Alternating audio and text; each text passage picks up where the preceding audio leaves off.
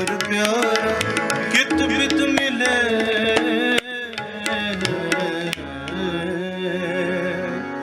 हाँ खिन खिन करी नमस्कार, मेरा गुरपुरा क्यों मिले। बोले सो निहाल।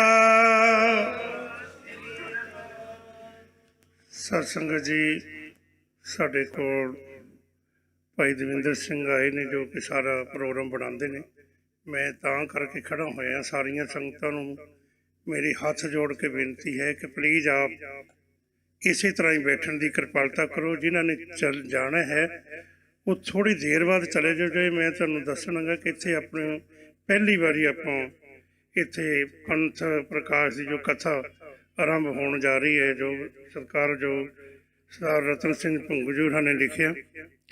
अपने कोल पंथ के प्रसिद्ध कथावाचक ज्ञानी सुखजीत सिंह जी 96 करोड़ी बुढ़ा दल के जो मुख प्रचारक ने, ਜਿਹੜੇ ਇਤਿਹਾਸ ਨਾਲ ਪਿਆਰ ਕਰਦੇ ਨੇ, ਉਹ YouTube ਤੇ ਇਹਨਾਂ ਦਾ ਦੇਖ ਸਕਦੇ ਨੇ ਬਹੁਤ ਵੱਡੇ ਵੱਡੇ ਪ੍ਰੋਗਰਾਮਾਂ ਦੇ ਵਿੱਚ। ਔਰ ਬਹੁਤ ਇਹਨਾਂ 'ਤੇ ਕਿਰਪਾ ਹੈ ਔਰ ਪ੍ਰਬੰਧ ਨੇ ਇਹਨਾਂ ਨੂੰ ਸਪੈਸ਼ਲ ਬੁਲਾਇਆ। ਇਹ ਆਪਣੇ ਕੋਲ ਵਿਸਾਖੀ ਤੱਕ ਇਸੇ ਤਰ੍ਹਾਂ ਹੀ ਪ੍ਰੋਗਰਾਮ ਚੱਲਣਾ ਹੈ। ਸੋ ਭਾਈ ਸਰ ਆਪਣੇ ਕੋਲ ਅੱਜ ਪੰਥ ਪ੍ਰਕਾਸ਼ ਦੀ ਕਥਾ ਆਰੰਭ ਇਹਨਾਂ ਨੇ ਕਰਨੀ ਹੈ। ਸੋ ਅਗਲਾ ਪ੍ਰੋਗਰਾਮ ਗੁਰੂ ਘਰ ਦੇ ਸੇਵਾਦਾਰ ਸਤਿਕਾਰਯੋਗ ਭਾਈ ਦਵਿੰਦਰ ਸਿੰਘ ਜੀ ਆਪ ਸੰਗਤਾਂ ਨੂੰ ਸਰਵਣ ਕਰਾ ਰਹੇ ਹਨ।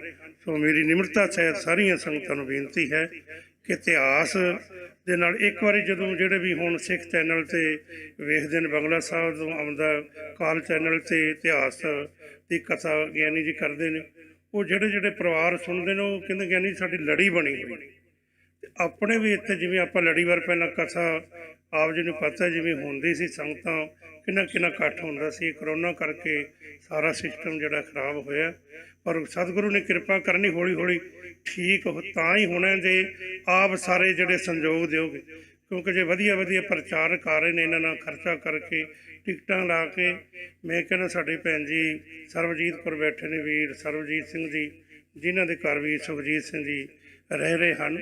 ਅਸੀਂ ਨਾ ਪ੍ਰਚਾਰਕਾਂ ਦਾ ਨਾਲ ਅਸੀਂ ਸਤਿਕਾਰ ਵੀ ਕਰਨਾ ਗੁਰੂ ਦੇ ਕੀਰਤਨੀਆਂ ਦਾ। ਸੋ ਇਹਨਾਂ ਨੂੰ ਸਰਵਣ ਵੀ ਆਪਾਂ ਕਰਨਾ। ਸੋ ਆਓ ਬੜੇ ਪਿਆਰ ਨਾਲ ਭਾਈ ਦਵਿੰਦਰ ਸਿੰਘ ਤੋਂ ਆਪਾਂ ਪ੍ਰੋਗਰਾਮ ਸਰਵਣ ਕਰਦੇ ਹਾਂ ਜੀ। ਵਾਹਿਗੁਰੂ ਜੀ ਕਾ ਖਾਲਸਾ, ਵਾਹਿਗੁਰੂ ਜੀ ਕੀ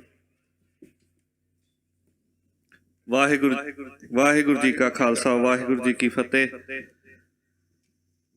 ਜਿਸ ਤਰ੍ਹਾਂ ਗਿਆਨੀ ਜੀ ਨੇ ਆਪ ਜੀ ਦੇ ਪਾਸ ਬੇਨਤੀ ਕੀਤੀ ਹੈ, ਉਚੇਚੇ ਤੌਰ ਤੇ ਭਾਈ ਸੁਖਜੀਤ ਸਿੰਘ ਜੀ, ਗਿਆਨੀ ਸੁਖਜੀਤ ਸਿੰਘ ਜੀ ਕਨ੍ਹਈਆ, ਮੁੱਖ ਪ੍ਰਚਾਰਕ ਪੰਥ ਅਕਾਲੀ ਬੁੱਢਾ ਦਲ, ਜੋ ਇਸ ਗੁਰੂ ਦਰ ਤੇ ਪਹੁੰਚੇ ਨੇ, ਬੇਨਤੀ ਪ੍ਰਵਾਨ ਕਰਕੇ ਇੱਥੇ ਪਹੁੰਚੇ ਨੇ, ਉਹ ਸਾਡੇ ਸਾਰੇ ਸਿੰਘਾਂ ਦਾ ਸ੍ਰੀ ਗੁਰੂ ਸਿੰਘ ਸਭਾ ਦੀ ਪ੍ਰਬੰਧਕ ਕਮੇਟੀ ਦਾ ਬਹੁਤ ਚਿਰ ਤੋਂ ਇਹ ਮਨਸ਼ਾ ਸੀਗੀ ਜੋ ਲੜੀਵਾਰ ਗੁਰ ਇਤਿਹਾਸ ਦੀ ਕਥਾ ਇਸ ਗੁਰੂ ਘਰ 'ਚ ਸ਼ੁਰੂ ਕੀਤੀ ਜਾਵੇ। ਜਿਸ ਤਰ੍ਹਾਂ ਗੁਰਬਾਣੀ ਦੀ ਕਥਾ ਨਾਲ ਆਪਾਂ ਜੁੜਨਾ ਹੈ, ਉਸੇ ਤਰ੍ਹਾਂ ਗੁਰ ਇਤਿਹਾਸ ਨਾਲ ਜੁੜ ਕੇ ਲਾਹੇ ਪ੍ਰਾਪਤ ਕਰਨੇ ਹਨ। ਕਿਉਂਕਿ ਕਈ ਚੀਜ਼ਾਂ ਗੁਰਬਾਣੀ ਦੀਆਂ ਜੇ ਸਮਝਣੀਆਂ ਹੋਣ ਤਾਂ ਇਤਿਹਾਸ ਤੋਂ ਜਾਣੂ ਹੋਣਾ ਜ਼ਰੂਰੀ ਹੈ। ਜਿਸ ਤਰ੍ਹਾਂ ਗਿਆਨੀ ਜੀ ਨੇ ਆਪ ਜੀ ਨੂੰ ਬੇਨਤੀ ਕੀਤੀ ਹੈ, ਆਪਣੇ ਵੱਲੋਂ ਪੂਰੀ ਕੋਸ਼ਿਸ਼ ਹੈ। ਜਿਸ ਤਰ੍ਹਾਂ ਪਹਿਲਾਂ ਪ੍ਰੋਗਰਾਮ ਚੱਲਦੇ ਸਨ, ਸੰਗਤ ਜੁੜਦੀ ਸੀ, ਉਸੇ ਤਰ੍ਹਾਂ ਮਹਾਰਾਜ ਕਿਰਪਾ ਕਰਨ ਸੰਗਤ ਜੁੜੇ।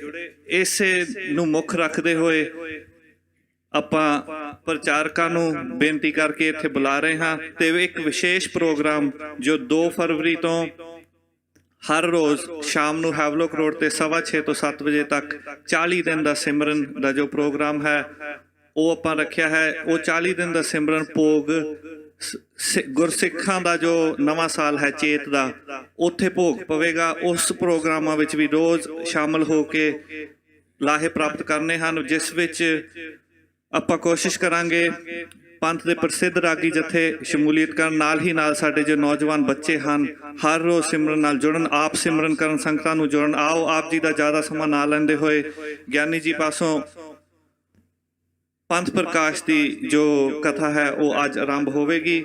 7 ਵਜੇ ਤੱਕ ਗਿਆਨੀ ਜੀ ਆਪ ਜੀ ਨੂੰ ਗੁਰ ਇਤਿਹਾਸ ਨਾਲ ਜੋੜਨਗੇ। ਉਸ ਤੋਂ ਉਪਰੰਤ ਜੋ ਕਥਾ ਦਾ ਪ੍ਰੋਗਰਾਮ ਹੈ ਇਸੇ ਤਰ੍ਹਾਂ ਜਾਰੀ ਰਹੇਗਾ। ਆਓ ਇਕਾਗਰਤਾ ਬਖਸ਼ੋ ਜੀ। ਵਾਹਿਗੁਰੂ ਜੀ ਕਾ ਖਾਲਸਾ, ਵਾਹਿਗੁਰੂ ਜੀ ਕੀ ਫਤਿਹ। ਵਾਹਿਗੁਰੂ। ਗੁਰੂ ਨਾਨਕ ਪਾਦ ਪੰਕਜ ਬੰਦਨ, ਪਾਦ ਪੰਕਜ ਬੰਦਨ ਸਿਮਰੋ ਅੰਗਦ ਦੁਖ ਨਿਕੰਦਨ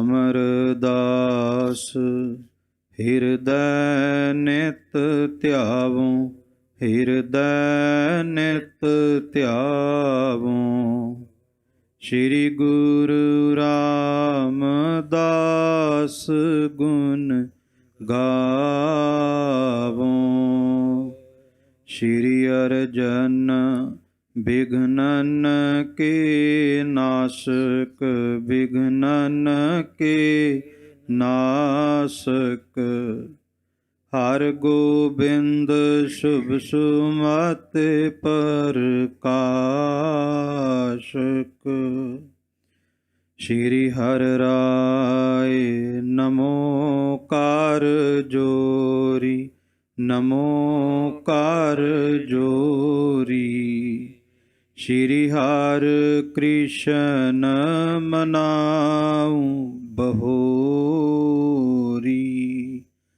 ਤੇਗ ਬਹਾਦਰ ਪਰਮ ਕਿਰਪਾਲਾ ਸਤਿਗੁਰ ਪਰਮ ਕਿਰਪਾਲਾ ਸ਼੍ਰੀ ਗੁਰੂ ਗੋਬਿੰਦ ਸਿੰਘ ਬਿਸਾਲਾ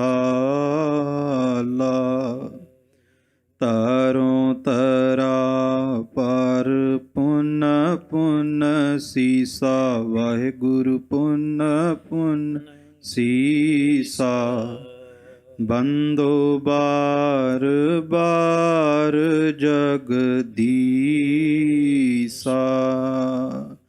ਜਿਸ ਮਹਿ ਅੰਮ੍ਰਿਤ ਗਿਆਨ ਹੈ ਮਾਣਕ ਭਗਤ ਬੈਰਾਗ ਸ਼੍ਰੀ ਗੁਰੂ ਗ੍ਰੰਥ ਸਾਹਿਬ ਉਦਦ ਬੰਦੋ ਕਰ ਅਨੁਰਾਗ ਕਹਾਂ ਬੁੱਧ ਪ੍ਰਭ ਤੁਸ਼ ਹਮਾਰੀ ਬਰਨ ਸਕੈ ਮਹਿਮਾ ਜੋ ਤਿਹਾਰੀ ਹਮ ਨਾ ਸਕਤ ਕਰ ਸਿਫਤ ਤੁਮਾਰੀ ਆਪ ਲਿਹੋ ਤੁਮ ਕਥਾ ਸੁਧਾਰੀ ਏਕ ਓੰਕਾਰਾ ਸਤਿਗੁਰੂ ਤੇਹ ਪ੍ਰਸਾਦ ਸਚ ਹੋਏ ਵਾਹਿਗੁਰੂ ਜੀ ਕੀ ਫਤਿਹ ਹੈ ਵਿਘਨ ਵਿਨਾਸ਼ਨ ਸੋਏ ਏਕ ਓੰਕਾਰਾ ਸਤਿਗੁਰੂ ਤੇਹ ਪ੍ਰਸਾਦ ਸਚ ਹੋਏ ਵਾਹਿਗੁਰੂ ਜੀ ਕੀ ਫਤਿਹ ਹੈ ਵਿਘਨ ਵਿਨਾਸ਼ਨ ਸੋਏ।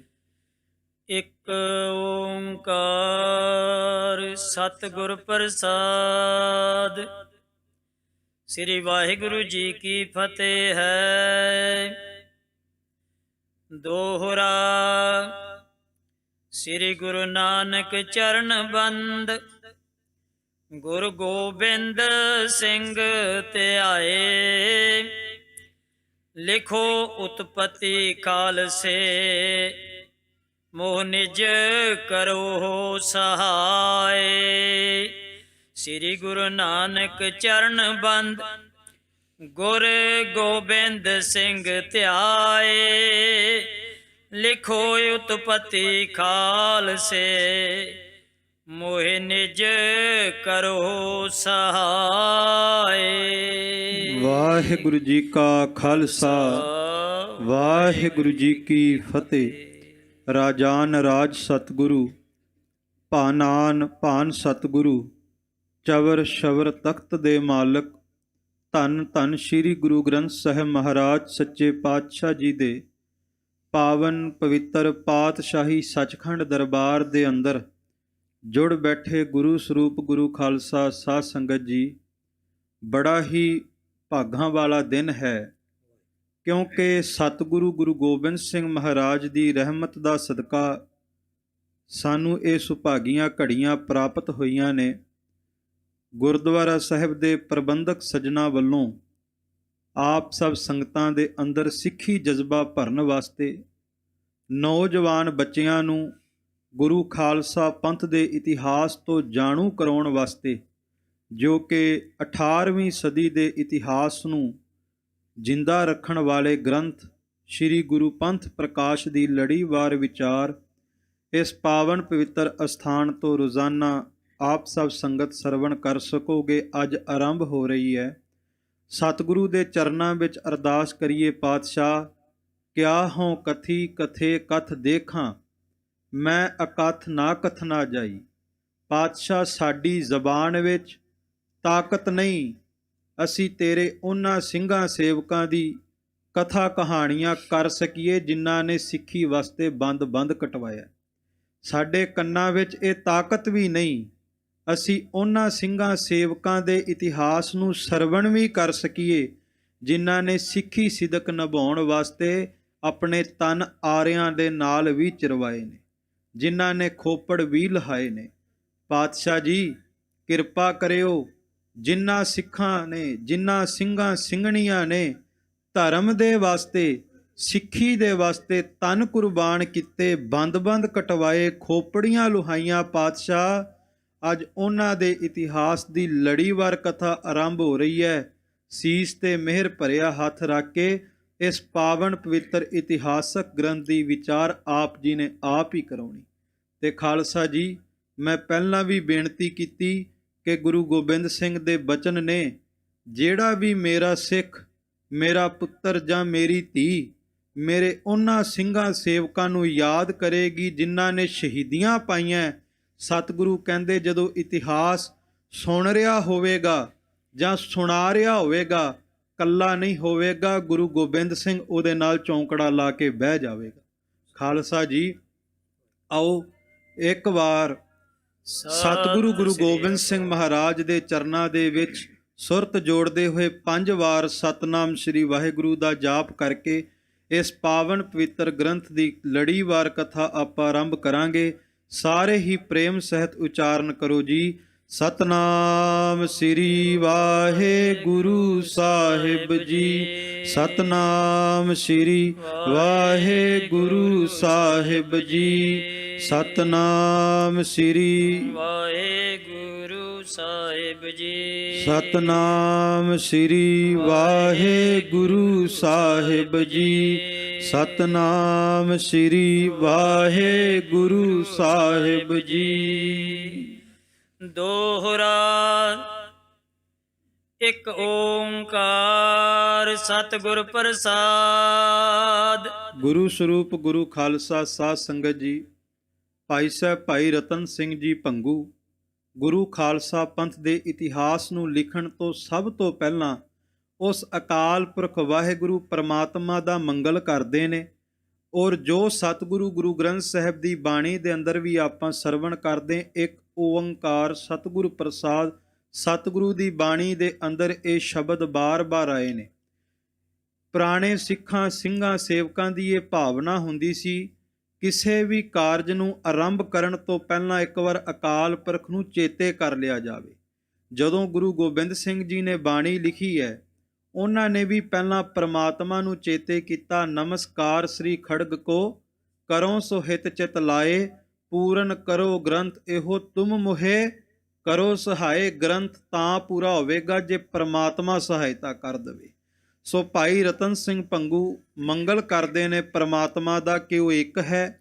ਓੰਕਾਰ ਤੋਂ ਭਾਵ ਸੰਸਾਰ ਦੀ ਉਤਪਤੀ ਕਰ ਰਿਹਾ, ਸੰਸਾਰ ਨੂੰ ਜਨਮ ਦੇ ਰਿਹਾ, ਸੰਸਾਰ ਦਾ ਪਾਲਣ ਪੋਸ਼ਣ ਕਰ ਰਿਹਾ ਤੇ ਅੰਤ ਫਿਰ ਸੰਸਾਰ ਨੂੰ ਸਮੇਟ ਰਿਹਾ। ਤੂੰ ਹੀ ਰਾਜ਼ ਰੋਜ਼ੀ ਦੇਹੋ ਦਸਤਗੀਰ, ਕਰੀਮੇ ਖਤਾ ਬਖਸ਼ ਦਾਨਸ ਪਜ਼ੀਰ। ਰੋਜ਼ੀ ਵੀ ਪ੍ਰਮਾਤਮਾ ਦੇ ਰਿਹਾ, ਰਿਜ਼ਕ ਵੀ ਪ੍ਰਮਾਤਮਾ ਦੇ ਰਿਹਾ, ਪਰ ਉਸ ਅਕਾਲ ਪੁਰਖ ਵਾਹਿਗੁਰੂ ਪਰਮਾਤਮਾ ਦੀ ਪ੍ਰਾਪਤੀ ਤਾਂ ਹੁੰਦੀ ਹੈ ਜਦੋਂ ਗੁਰੂ ਕਾ ਸਿੱਖ ਸਤਿਗੁਰ ਪ੍ਰਸਾਦ ਸੱਚੇ ਗੁਰੂ ਦੀ ਬਖਸ਼ਿਸ਼ ਦਾ ਪਾਤਰ ਬਣ ਜਾਂਦਾ ਹੈ। ਸ੍ਰੀ ਵਾਹਿਗੁਰੂ ਜੀ ਕੀ ਫਤਿਹ ਹੈ। ਸਤਿਗੁਰੂ ਗੁਰੂ ਗ੍ਰੰਥ ਸਾਹਿਬ ਦੀ ਬਾਣੀ ਦੇ ਅੰਦਰ ਸ਼ਬਦ ਆਇਆ ਇੱਕ ਓੰਕਾਰ ਸਤਿਗੁਰ ਪ੍ਰਸਾਦ, ਤੇ ਸਤਿਗੁਰੂ ਗੁਰੂ ਗੋਬਿੰਦ ਸਿੰਘ ਜੀ ਦੀ ਬਾਣੀ ਦੇ ਅੰਦਰ ਸ਼ਬਦ ਆਇਆ ਸ੍ਰੀ ਵਾਹਿਗੁਰੂ ਜੀ ਕੀ ਫਤਿਹ ਹੈ। ਕਿਉਂਕਿ ਜਦੋਂ ਗੁਰੂ ਕੇ ਸਿੱਖ ਨੂੰ ਪਰਮਾਤਮਾ ਦੀ ਸੋਝੀ ਹੋ ਜਾਂਦੀ ਹੈ, ਜਦੋਂ ਪਤਾ ਲੱਗ ਜਾਂਦਾ ਹੈ ਵੀ ਪਾਲਣਾ ਵੀ ਪਰਮਾਤਮਾ ਕਰਦਾ ਹੈ, ਜਨਮ ਵੀ ਪਰਮਾਤਮਾ ਦੇ ਰਿਹਾ ਹੈ, ਮਰਨ ਵੀ ਪਰਮਾਤਮਾ ਦੇ ਹੱਥ ਵਿੱਚ ਹੈ, ਜਦੋਂ ਰੱਬ ਦੀ ਬਖਸ਼ਿਸ਼ ਦਾ ਪਾਤਰ ਸਿੱਖ ਬਣ ਜਾਂਦਾ ਹੈ, ਕਹਿੰਦੇ ਸਿੱਖ ਧਰਤੀ ਦੇ ਕਿਸੇ ਵੀ ਕੋਨੇ ਤੇ ਚਲਿਆ ਜਾਵੇ, ਵਾਹਿਗੁਰੂ ਦੀ ਰਹਿਮਤ ਦੇ ਨਾਲ ਸਿੱਖ ਦੀ ਖਾਲਸੇ ਦੀ ਫਤਿਹ ਜ਼ਰੂਰ ਹੁੰਦੀ ਹੈ। ਖਾਲਸਾ ਜੀ ਸਤਿਗੁਰੂ ਗੁਰੂ ਗੋਬਿੰਦ ਸਿੰਘ ਦੇ ਪ੍ਰੇਮ ਦੇ ਵਿੱਚ ਭਿੱਜ ਕੇ ਭਾਈ ਰਤਨ ਸਿੰਘ ਭੰਗੂ ਦੂਸਰਾ ਮੰਗਲ ਕਰਦੇ ਨੇ। ਸ੍ਰੀ ਵਾਹਿਗੁਰੂ ਜੀ ਕੀ ਫਤਿਹ ਹੈ। ਸ੍ਰੀ ਤੋਂ ਭਾਵ ਸਤਕਾਰਤ ਸ਼ਬਦ ਪਰਮਾਤਮਾ ਵਾਸਤੇ ਵਰਤਿਆ। ਵਾਹਿਗੁਰੂ ਉਸ ਅਕਾਲ ਪੁਰਖ ਵਾਹਿਗੁਰੂ ਨੂੰ ਨਮਸਕਾਰ ਕੀਤੀ ਜਿਸ ਪ੍ਰਮਾਤਮਾ ਦੀ ਕੁਦਰਤ ਨੂੰ ਵੇਖ ਕਰਕੇ ਵੀ ਇਨਸਾਨ ਦੀ ਅੰਤਰ ਆਤਮਾ ਅਚਰਜ ਹੋ ਜਾਂਦੀ ਹੈ। ਔਰ ਬਚਨ ਕਰਦੇ ਨੇ, ਜੋ ਅਕਾਲ ਪੁਰਖ ਵਾਹਿਗੁਰੂ ਬਨਸਪਤੀ ਵਿੱਚ ਰਮਿਆ, ਜੀਵ ਜੰਤੂਆਂ ਵਿੱਚ ਰਮਿਆ, ਇਨਸਾਨਾਂ ਵਿੱਚ ਰਮਿਆ, ਧਰਤੀ ਦੇ ਹਰ ਇੱਕ ਟੁਕੜੇ ਦੇ ਅੰਦਰ, ਕਣ ਕਣ ਦੇ ਅੰਦਰ ਰਮਿਆ, ਉਸ ਅਕਾਲ ਪੁਰਖ ਵਾਹਿਗੁਰੂ ਪਰਮਾਤਮਾ ਦੀ ਫਤਿਹ ਕੁੱਲ ਕਾਇਨਾਤ ਦੇ ਉੱਤੇ ਗੁੰਜ਼ਾਰਾਂ ਪਾ ਰਹੀ ਹੈ। ਸ੍ਰੀ ਗੁਰੂ ਅਥ ਸ੍ਰੀ ਗੁਰੂ ਪੰਥ ਪ੍ਰਕਾਸ਼ ਗ੍ਰੰਥ। ਅਥ ਤੋਂ ਭਾਵ ਕਿ ਹੁਣ ਸ੍ਰੀ ਗੁਰਪੰਥ ਪ੍ਰਕਾਸ਼ ਗ੍ਰੰਥੇ। ਹੁਣ ਭਾਈ ਰਤਨ ਸਿੰਘ ਜੀ ਭੰਗੂ ਸ੍ਰੀ ਗੁਰੂ ਪੰਥ ਪ੍ਰਕਾਸ਼। ਗੁਰੂ ਪੰਥ ਤੋਂ ਭਾਵ ਸਤਿਗੁਰੂ ਗੁਰੂ ਗੋਬਿੰਦ ਸਿੰਘ ਜੀ ਨੇ ਬੜੀ ਵਡਿਆਈ ਸਿੱਖਾਂ ਨੂੰ ਦਿੱਤੀ ਹੈ। ਕਲਗੀਆਂ ਵਾਲੇ ਪਾਤਸ਼ਾਹ ਨੇ ਆਪਣੇ ਸਿੱਖਾਂ ਨੂੰ, ਆਪਣੇ ਖਾਲਸੇ ਨੂੰ ਸਤਿਗੁਰੂ ਕਿਹਾ। ਖਾਲਸਾ ਮੇਰੋ ਸਤਿਗੁਰ ਪੂਰਾ। ਮੈਂ ਅਕਸਰ ਬੇਨਤੀ ਕਰਦਾ, ਗੁਰੂ ਗੋਬਿੰਦ ਸਿੰਘ ਵਰਗਾ ਮੁਰਸ਼ਿਦ ਨਹੀਂ ਮਿਲਣਾ। ਸਤਿਗੁਰੂ ਗੁਰੂ ਗੋਬਿੰਦ ਸਿੰਘ ਜੀ ਨੇ ਖਾਲਸੇ ਦੀ ਝੋਲੀ ਦੇ ਵਿੱਚ ਆਪਣੇ 4 ਲਖਤੇ ਜ਼ਿਗਰ ਪਾ ਦਿੱਤੇ। ਸਤਿਗੁਰੂ ਗੁਰੂ ਗੋਬਿੰਦ ਸਿੰਘ ਜੀ ਨੇ ਖਾਲਸੇ ਦੀ ਝੋਲੀ ਵਿੱਚ ਆਪਣੇ ਮਾਤ ਪਿਤਾ ਧੰਨ ਗੁਰੂ ਤੇਗ ਬਹਾਦਰ ਸਾਹਿਬ, ਧੰਨ ਮਾਤਾ ਗੁਜਰ ਕੌਰ ਜੀ ਵੀ ਪਾ ਦਿੱਤੇ, ਕੁਰਬਾਨ ਕਰ ਦਿੱਤੇ। ਤੇ ਖਾਲਸਾ ਜੀ ਚਮਕੌਰ ਦੀ ਗੜੀ ਦੇ ਅੰਦਰ ਸੱਚੇ ਪਾਤਸ਼ਾਹ ਨੇ ਆਪਣੇ ਤਨ ਦੇ ਉੱਤੇ ਜਦੋਂ ਸ਼ਾਹੀ ਚੋਲਾ ਵੇਖਿਆ, ਸਾਹਿਬ ਨੇ ਸ਼ਾਹੀ ਚੋਲਾ ਵੀ ਖਾਲਸੇ ਨੂੰ ਦੇ ਦਿੱਤਾ। ਸੀਸ ਤੇ ਦਮਾਲੇ ਤੇ ਕਲਗੀ ਸਜੀ ਸੀ। ਕਲਗੀਆਂ ਵਾਲੇ ਨੇ ਉਹ ਕਲਗੀ ਵੀ ਖਾਲਸੇ ਦੀ ਝੋਲੀ ਵਿੱਚ ਪਾ ਦਿੱਤੀ। ਚਮਕੌਰ ਦੀ ਗੜੀ ਛੱਡਣ ਤੋਂ ਪਹਿਲਾਂ ਮੇਰੇ ਸਾਹਿਬ ਦੇ ਮੁਬਾਰਕ ਚਰਨਾਂ ਵਿੱਚ ਜੋੜਾ ਸੀ। ਸਤਿਗੁਰੂ ਨੇ ਖਾਲਸੇ ਦੇ ਮੁਖੜੇ ਵੱਲ ਵੇਖਿਆ, ਆਪਣੇ ਚਰਨਾਂ ਦਾ ਜੋੜਾ ਵੀ ਖਾਲਸੇ ਨੂੰ ਦੇ ਦਿੱਤਾ। ਤੇ ਚਮਕੌਰ ਦੀ ਗੜੀ ਤੋਂ ਇੱਕ ਗੱਲ ਕਹਿ ਕੇ ਕਲਗੀਆਂ ਵਾਲੇ ਨਿਕਲੇ, ਆਪਨ ਪਉ ਸ੍ਰੀ ਖਾਲਸੇ ਸੌਂਪਾ।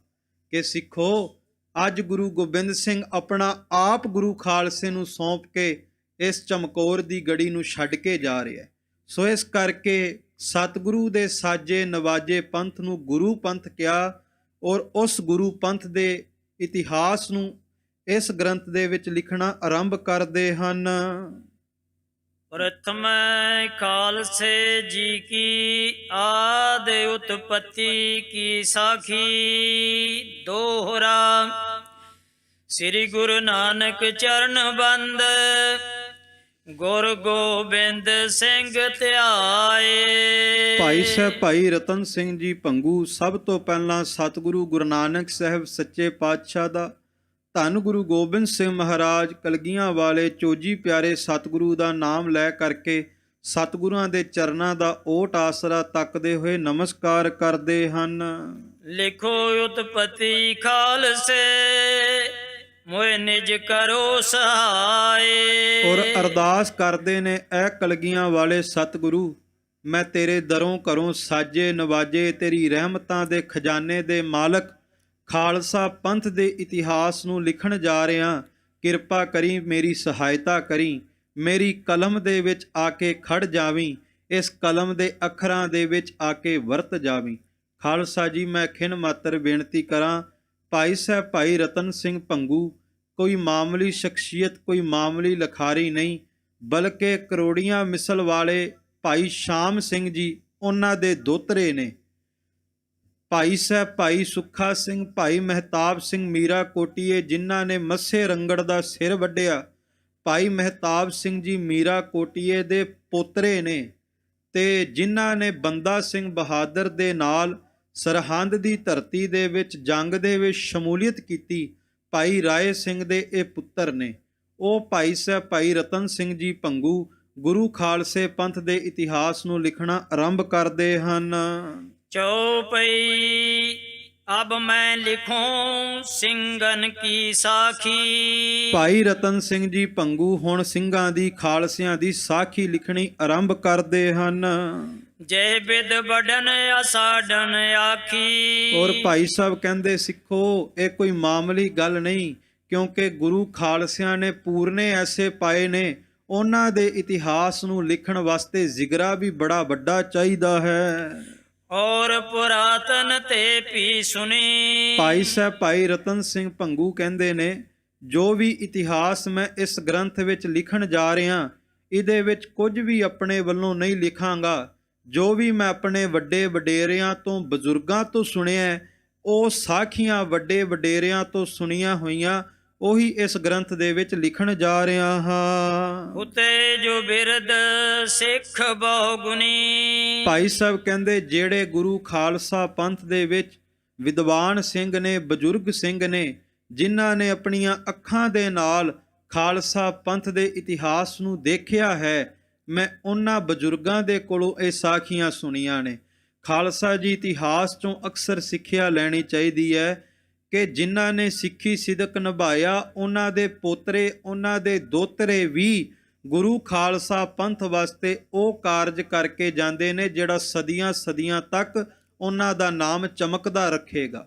ਖਾਲਸਾ ਜੀ ਭਾਈ ਸਾਹਿਬ ਕਹਿੰਦੇ ਮੈਂ ਬਜ਼ੁਰਗਾਂ ਦੇ ਕੋਲ ਬਹਿ ਕਰਕੇ ਇਹ ਸਾਖੀਆਂ ਸੁਣੀਆਂ।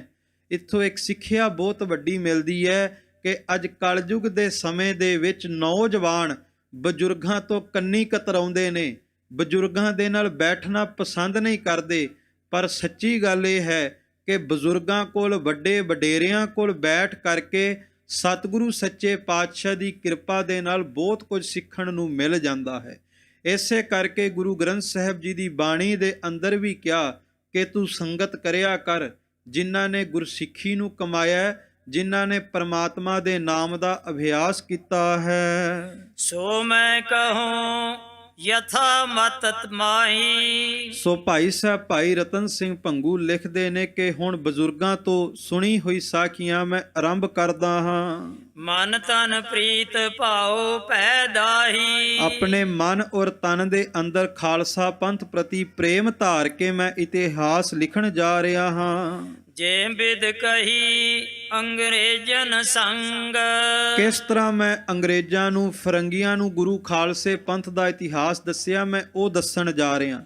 ਕਿਉਂਕਿ ਇਹ ਗ੍ਰੰਥ ਉਦੋਂ ਲਿਖਿਆ ਗਿਆ ਜਦੋਂ ਇਸੇ ਦੇਸ਼ ਦੀ, ਇੰਗਲੈਂਡ ਦੀ ਰਾਣੀ ਨੇ ਖਾਲਸਾ ਪੰਥ ਦੇ ਕੋਤਕਾਂ ਨੂੰ ਵੇਖ ਕਰਕੇ ਹੈਰਾਨੀ ਜਤਾਈ ਤੇ ਆਪਣੇ ਵਜ਼ੀਰਾਂ ਨੂੰ ਪੁੱਛਿਆ ਕਿ ਇਹ ਨਿਲੰਬਰਧਾਰੀ ਗੁਰੂ ਖਾਲਸਾ ਪੰਥ, ਇਹ ਨਿਲੰਬਰਧਾਰੀ ਸਿੰਘ ਫੌਜਾਂ ਕਿੱਥੋਂ ਪ੍ਰਗਟ ਹੋ ਰਹੀਆਂ? ਪੂਰੇ ਭਾਰਤ ਦੇ ਵਿੱਚ ਫਿਰੰਗੀ ਸਰਕਾਰ ਦਾ ਜੋ ਕਿ ਰਾਜ ਕਾਇਮ ਹੋ ਚੁੱਕਿਆ ਹੈ, ਪਰ ਇਹ ਫਿਰ ਵੀ ਆਪਣੇ ਆਪ ਦੇ ਵਿੱਚ ਇੱਕ ਰਾਜੇ ਪਾਤਸ਼ਾਹ ਦੀ ਤਰ੍ਹਾਂ ਵਿਚਰਦੇ ਨੇ। ਇਹਨਾਂ ਬਾਰੇ ਜਾਣ ਕੇ, ਇਹਨਾਂ ਬਾਰੇ ਖੋਜ ਕਰਕੇ ਮੈਨੂੰ ਦੱਸਣੀ ਕਰੋ।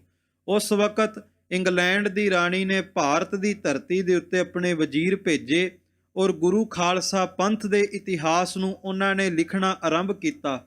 ਭਾਈ ਸਾਹਿਬ ਭਾਈ ਰਤਨ ਸਿੰਘ ਭੰਗੂ ਕਿਸ ਤਰ੍ਹਾਂ ਅੰਗਰੇਜ਼ਾਂ ਦੇ ਨਾਲ ਮਿਲਾਪ ਕਰਕੇ ਅੰਗਰੇਜ਼ਾਂ ਨੂੰ ਗੁਰੂ ਖਾਲਸੇ ਪੰਥ ਦਾ ਇਤਿਹਾਸ ਦੱਸਦੇ ਨੇ, ਉਹ ਆਪਾਂ ਹੁਣ ਸਰਵਣ ਕਰਾਂਗੇ। ਰੱਖੋ ਉਥਾਨ ਕਾ ਸੋ ਪ੍ਰਸੰਗ। ਭਾਈ ਸਾਹਿਬ ਉਹ ਸਾਰਾ ਪ੍ਰਸੰਗ ਹੁਣ ਦੱਸਣਾ ਕਰਦੇ ਹਨ।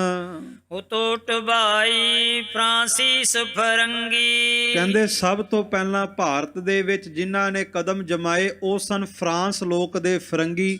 ਉਹਨਾਂ ਦੇ ਵਿੱਚੋਂ ਇੱਕ ਫਰੰਗੀ ਦਾ ਨਾਮ ਸੀ ਟੁਬਾਈ। ਉਸ ਬਾਰੇ ਭਾਈ ਸਾਹਿਬ ਭਾਈ ਰਤਨ ਸਿੰਘ ਭੰਗੂ ਜੀ ਦੱਸ ਰਹੇ ਹਨ। ਮਰਹਟਨ ਨੌਕਰ ਰੱਖਿਓ ਸੋ ਜੰਗੀ।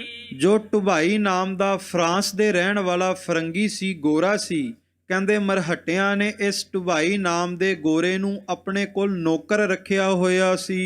ਇੱਕ ਕੰਪੂ ਤਿਸ ਸੁਪੁਰਦ ਕਰ ਦਿਓ। ਔਰ ਇਸ ਫਰਾਂਸ ਦੇ ਗੋਰੇ ਦੇ ਕੋਲ ਇੱਕ ਕੰਪਨੀ ਸੀ, ਇੱਕ ਫੌਜ ਸੀ ਜਿਹੜੀ ਕਿ ਇਹਦੇ ਹੁਕਮ ਦੇ ਅਨੁਸਾਰ ਚੱਲਿਆ ਕਰਦੀ ਸੀ। ਬਹੁਤ ਬਰਸ ਸੋ ਚਾਕਰ ਰਹਿਓ। ਇਹ ਫਰਾਂਸ ਦਾ ਗੋਰਾ ਬੜੇ ਸਾਲ ਮਰਹਟਿਆਂ ਦੀ ਚਾਕਰੀ ਕਰਦਾ ਰਿਹਾ, ਨੌਕਰੀ ਕਰਦਾ ਰਿਹਾ। ਪਿਓ ਬੁੱਢੋ ਤੋ ਤਕਿਓ ਵਤਨ। ਤੇ ਜਿਸ ਵਕਤ ਇਹ ਫਰਾਂਸ ਦਾ ਰਹਿਣ ਵਾਲਾ ਢੁਬਾਈ ਨਾਮਕ ਗੋਰਾ ਬਜ਼ੁਰਗ ਹੋ ਗਿਆ, ਇਹਨੂੰ ਆਪਣੇ ਦੇਸ਼ ਦੀ ਯਾਦ ਆਉਣ ਲੱਗੀ ਤੇ ਇਹਨੇ ਮਨ ਵਿੱਚ ਫੁਰਨਾ ਧਾਰਿਆ ਕਿ ਮੈਂ ਵਾਪਸ ਆਪਣੇ ਦੇਸ਼ ਨੂੰ ਪਰਤ ਜਾਵਾਂ। ਤੁਰਿਓ ਵੇਚ ਸਭ ਆਪਣ ਯਤਨ। ਤੇ ਜੋ ਵੀ ਇਹਨੇ ਜਾਇਦਾਦ ਭਾਰਤ ਦੀ ਧਰਤੀ ਤੇ ਬਣਾਈ ਸੀ, ਇਹਨੇ ਵੇਚਣੀ ਸ਼ੁਰੂ ਕਰ ਦਿੱਤੀ। ਪੀਰੂ ਭੈਣ ਜਾਇਓ ਉਸ ਆਹੇ। ਉਸ ਵਕਤ ਇਹਦੀ ਭੈਣ ਦਾ ਜਾਇਆ, ਭਾਵ ਕਿ ਭੈਣ ਦੀ ਕੁੱਖੋਂ ਜਨਮਿਆ ਇਹਦਾ ਇੱਕ ਭਣੇਵਾ ਸੀ ਜਿਹਦਾ ਨਾਮ ਸੀ ਪੀਰੂ। ਇਹਨੇ ਆਪਣੇ ਭਣੇਵੇਂ ਨੂੰ ਆਪਣੇ ਕੋਲ ਬੁਲਾਇਆ। ਬਾਕੀ ਸੌਂਪ ਗਿਓ ਉਸ ਆਹੇ। ਆਪਣੇ ਭਣੇਵੇਂ ਨੂੰ ਆਪਣੀ ਫੌਜ ਤੇ ਆਪਣੀ ਕੰਪਨੀ ਸੌਂਪ ਕਰਕੇ ਆਪਣੇ ਦੇਸ਼ਾਂ ਨੂੰ ਪਰਤ ਗਿਆ। ਦੋਹਰਾ ਸੋ ਪੀਰੂ ਇੱਕ ਕੰਪੂਆ ਔਰ ਕੀਏ ਤਿੰਨ ਚਾਰ। ਜੋ ਇਸ ਫਰਾਂਸ ਦੇ ਗੋਰੇ ਦਾ ਭਣੇਵਾ ਸੀ ਪੀਰੂ, ਕਹਿੰਦੇ ਮਿਹਨਤੀ ਸੀ, ਮਸ਼ੱਕਤ ਘਾਲਦਾ ਸੀ, ਉਹਨੇ 1 ਤੋਂ 4 ਕੰਪਨੀਆਂ ਬਣਾ ਲਈਆਂ, 4 ਕੰਪਨੀਆਂ ਦੀ ਸਥਾਪਨਾ ਕਰ ਦਿੱਤੀ। ਦਿੱਲੀ ਅਤੇ ਆਗਰ ਗੰਗ ਵਿੱਚ ਬੇਹੋ ਮਾਰ। ਕਹਿੰਦੇ ਦਿੱਲੀ ਤੋਂ ਆਗਰੇ ਤੱਕ ਇਹਦੇ ਨਾਮ ਦੀਆਂ ਗੁੰਜ਼ਾਰਾਂ ਪੈ ਰਹੀਆਂ ਸੀ। ਇਹਨੇ ਮਾਰ ਮਕਾਏ ਕਈ ਹਾਕਮ ਤੇ ਆਪਣਾ ਕਬਜ਼ਾ ਜਮਾ ਲਿਆ। ਚੌਪਈ ਮੁਰਹਟਣ ਕੋ ਤਬ ਸੰਸੋ ਪਿਓ। ਕਹਿੰਦੇ ਜਦੋਂ ਇਸ ਪੀਰੂ ਨਾਮ ਦੇ ਗੋਰੇ ਦੀ ਚੜ੍ਹਾਈ ਹੋਣ ਲੱਗੀ, ਚੜ੍ਹਤ ਹੋਣ ਲੱਗੀ, ਤੇ ਜਿਹੜੇ ਮਰਹੱਟੇ ਸੀ ਉਹਨਾਂ ਨੂੰ ਮਨ ਦੇ ਵਿੱਚ ਸੰਸਾ ਪੈ ਗਿਆ। ਜਦੋਂ ਕਿਸੇ ਦੀ ਚੜ੍ਹਾਈ ਹੋਣ ਲੱਗ ਪਵੇ ਨਾ, ਤੇ ਸਰਕਾਰਾਂ ਨੂੰ ਫਿਰ ਸੰਸਾ ਪੈ ਜਾਂਦਾ ਹੈ। ਸਰਕਾਰਾਂ ਨੂੰ ਚਿੰਤਾ ਹੋਣ ਲੱਗ ਜਾਂਦੀ ਹੈ ਕਿ ਕਿਤੇ ਸਾਡੀ ਸਰਕਾਰ ਨੂੰ, ਸਾਡੀ ਗੱਦੀ ਨੂੰ ਖਤਰਾ ਨਾ ਹੋ ਜਾਵੇ। ਤੇ ਕਹਿੰਦੇ ਜਦੋਂ ਪੀਰੂ ਨਾਮ ਦੇ ਗੋਰੇ ਦੀ ਚੜ੍ਹਤ ਹੋਈ ਤਾਂ ਉਸ ਵਕਤ ਮਰਹੱਟਿਆਂ ਦੀ ਸਰਕਾਰ ਨੂੰ ਖਤਰਾ ਪੈ ਗਿਆ ਆਪਣੇ ਤਖਤਾਂ ਦਾ। ਚਾਹੇ ਮੁਲਕ ਉਸੇ ਤੇ ਲਿਓ। ਤੇ ਮਨ ਵਿੱਚ ਮਰਹੱਟੇ ਸੋਚਣ ਲੱਗੇ ਵੀ ਆਪਾਂ ਪੀਰੂ ਤੋਂ ਵਾਪਸ ਮੁਲਕ ਲੈ ਲਈਏ। ਜੋ ਵੀ ਇਸ ਨੂੰ ਤਾਕਤ ਦਿੱਤੀ ਹੈ, ਪਾਵਰ ਦਿੱਤੀ ਹੋਈ ਹੈ, ਪਾਵਰ ਸਾਰੀ ਵਾਪਸ ਲੈ ਕਰਕੇ ਇਹਨੂੰ ਇਹਦੇ ਦੇਸ਼ ਭੇਜ ਦਈਏ। ਪੀਰੂ ਮਨਸੂਬੇ ਠਹਿਰਿਓ। ਪਰ ਕਹਿੰਦੇ ਜਿਹੜਾ ਪੀਰੂ ਗੋਰਾ ਸੀ ਬੜਾ ਚਲਾਕ ਸੀ, ਇਹ ਮਰਹੱਟਿਆਂ ਦੇ ਸਾਰੇ ਮਨਸੂਬੇ ਸਮਝ ਗਿਆ। ਵੇਚ ਦੇਸ਼ ਅੰਗਰੇਜ਼ਨ ਦੇ ਗਿਓ। ਕਹਿੰਦੇ ਅੰਗਰੇਜ਼ ਲੋਕ, ਇਸ ਦੇਸ਼ ਦੇ ਫਿਰੰਗੀ ਲੋਕ, ਬ੍ਰਿਟਿਸ਼ ਸਰਕਾਰ ਦੇ ਲੋਕ ਦਿੱਲੀ ਦੇ ਵਿੱਚ ਆਪਣੇ ਕਦਮ ਜਮਾਉਣਾ ਚਾਹੁੰਦੇ ਸਨ, ਪਰ ਉਹਨਾਂ ਦੇ ਪੈਰ ਨਹੀਂ ਸਨ ਲੱਗਦੇ। ਤੇ ਇਧਰੋਂ ਪੀਰੂ ਦੀ ਮਰਹੱਟਿਆਂ ਦੇ ਨਾਲ ਵਾਦ ਵਿਵਾਦ ਛਿੜ ਗਿਆ। ਪੀਰੂ ਨੇ ਆਪਣੀ ਸਾਰੀ ਜਾਇਦਾਦ ਅੰਗਰੇਜ਼ਾਂ ਨੂੰ, ਬ੍ਰਿਟਿਸ਼ ਸਰਕਾਰ ਨੂੰ ਵੇਚ ਦਿੱਤੀ। 1860 ਸਾਲ। ਇਹ ਗੱਲ ਹੈਗੀ ਹੈ 1860 ਸੰਮਤ ਬਿਕਰਮੀ ਦੀ। ਤੇ ਜੇ ਈਸਵੀ ਦੇ ਨਾਲ, ਜੋ ਕਿ ਸਾਲ 2022 ਚੱਲ ਰਿਹਾ, ਈਸਵੀ ਸੰਮਤ ਦੇ ਨਾਲ ਜੇ ਈਸਵੀ ਦੇ ਹਿਸਾਬ ਨਾਲ ਵੇਖੀਏ ਤੇ 1803 ਸਾਲ ਦੀ ਇਹ ਗੱਲ ਹੈ, ਜਿਸ ਵਕਤ ਪੀਰੂ ਨੇ ਸਾਰੀ ਜਾਇਦਾਦ ਅੰਗਰੇਜ਼ਾਂ ਨੂੰ ਵੇਚੀ ਹੈ। ਗਇਓ ਮਰਹਟਨ ਕੋ ਭੋਗਾਲ। ਕਹਿੰਦੇ ਨੇ ਅੰਗਰੇਜ਼ਾਂ ਨੂੰ ਕੇਵਲ ਉਹਨੇ ਜਾਇਦਾਦਾਂ, ਕੰਪਨੀਆਂ ਨਹੀਂ ਵੇਚੀਆਂ, ਬਲਕਿ ਮਰਹੱਟਿਆਂ ਦੀ ਸਰਕਾਰ ਨੂੰ ਗਾਲ ਕੇ ਗਿਆ ਹੈ। ਲਿਓ ਮੁਲਕ ਅੰਗਰੇਜ਼ਨ ਰੋਕ।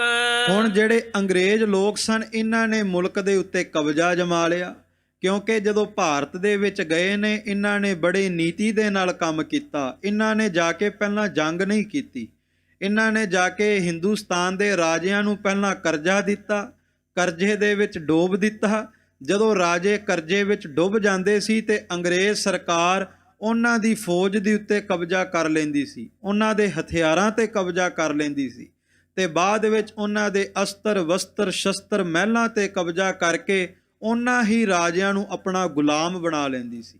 ਬੜੇ ਨੀਤੀ ਦੇ ਨਾਲ ਭਾਰਤ ਦੇਸ਼ ਦੇ ਉੱਤੇ ਇਹਨਾਂ ਅੰਗਰੇਜ਼ਾਂ ਨੇ ਕਬਜ਼ਾ ਕੀਤਾ, ਆਪਣਾ ਰਾਜ ਜਮਾਇਆ ਹੈ। ਮਰਹਟਨ ਕੇ ਘਰ ਪਰ ਗਿਓ ਸ਼ੋਕ।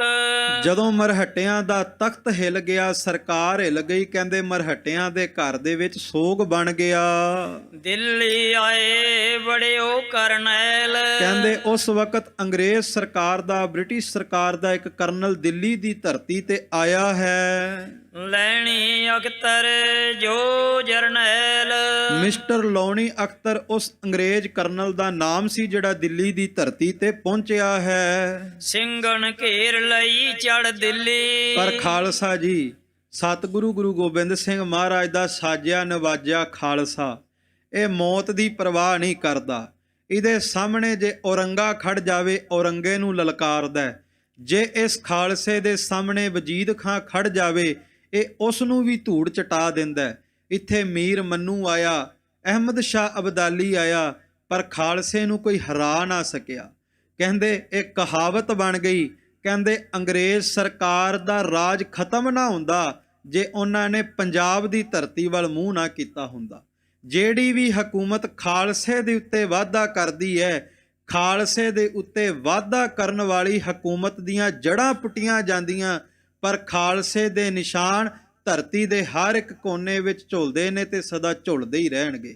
ਖਾਲਸਾ ਜੀ, ਜਦੋਂ ਅੰਗਰੇਜ਼ ਮਿਸਟਰ ਲੌਣੀ ਅਖਤਰ ਕਰਨਲ ਦਿੱਲੀ ਦੀ ਧਰਤੀ ਤੇ ਆਇਆ, ਕਹਿੰਦੇ ਨਿਲੰਬਰ ਧਾਰੀ ਖਾਲਸੇ ਘੋੜਿਆਂ ਤੇ ਸਵਾਰ ਹੱਥਾਂ ਦੇ ਵਿੱਚ ਬਰਛੇ ਪਕੜ ਕੇ ਅਕਾਲ ਅਕਾਲ ਗੁਰਬਰ ਅਕਾਲ ਦੇ ਜਾਪ ਕਰਦੇ ਹੋਏ ਦਿੱਲੀ ਦੀ ਧਰਤੀ ਤੇ ਪ੍ਰਵੇਸ਼ ਕੀਤੇ। ਕਹਿੰਦੇ ਦਿੱਲੀ ਦੇ ਤਖਤ ਨੂੰ ਗੁਰੂ ਕਾ ਖਾਲਸਾ ਪੰਥ ਕਿਹਾ ਕਰਦਾ ਸੀ, ਜਿਉਂ ਬਿੱਲੀ ਮਾਰੀ ਤਿਉਂ ਦਿੱਲੀ ਮਾਰੀ। ਕਹਿੰਦੇ ਦਿੱਲੀ ਦਾ ਤਖਤ ਖਾਲਸੇ ਵਾਸਤੇ ਬਿੱਲੀ ਦੀ ਤਰ੍ਹਾਂ ਹੈ। ਜਿਸ ਤਰ੍ਹਾਂ ਬਿੱਲੀ ਨੂੰ ਮਾਰ ਮਕਾਈਦਾ ਸ਼ਿਕਾਰ ਕਰੀਦਾ, ਇਸ ਤਰ੍ਹਾਂ ਖਾਲਸੇ ਵਾਸਤੇ ਦਿੱਲੀ ਦਾ ਤਖਤ ਕੋਈ ਬਹੁਤੀ ਵੱਡੀ ਗੱਲ ਨਹੀਂ।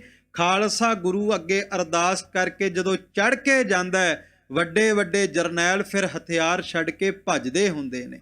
ਸੋ ਹੁਣ ਗੁਰੂ ਖਾਲਸਾ ਪੰਥ ਦਿੱਲੀ ਦੀ ਧਰਤੀ ਤੇ ਪਹੁੰਚਿਆ ਹੈ। ਸਿੰਘਨ ਘੇਰ ਲਈ ਚੜ ਦਿੱਲੀ। ਗੁਰੂ ਕੇ ਖਾਲਸਿਆਂ ਨੇ ਦਿੱਲੀ ਦੀ ਧਰਤੀ ਨੂੰ ਘੇਰਾ ਪਾਇਆ।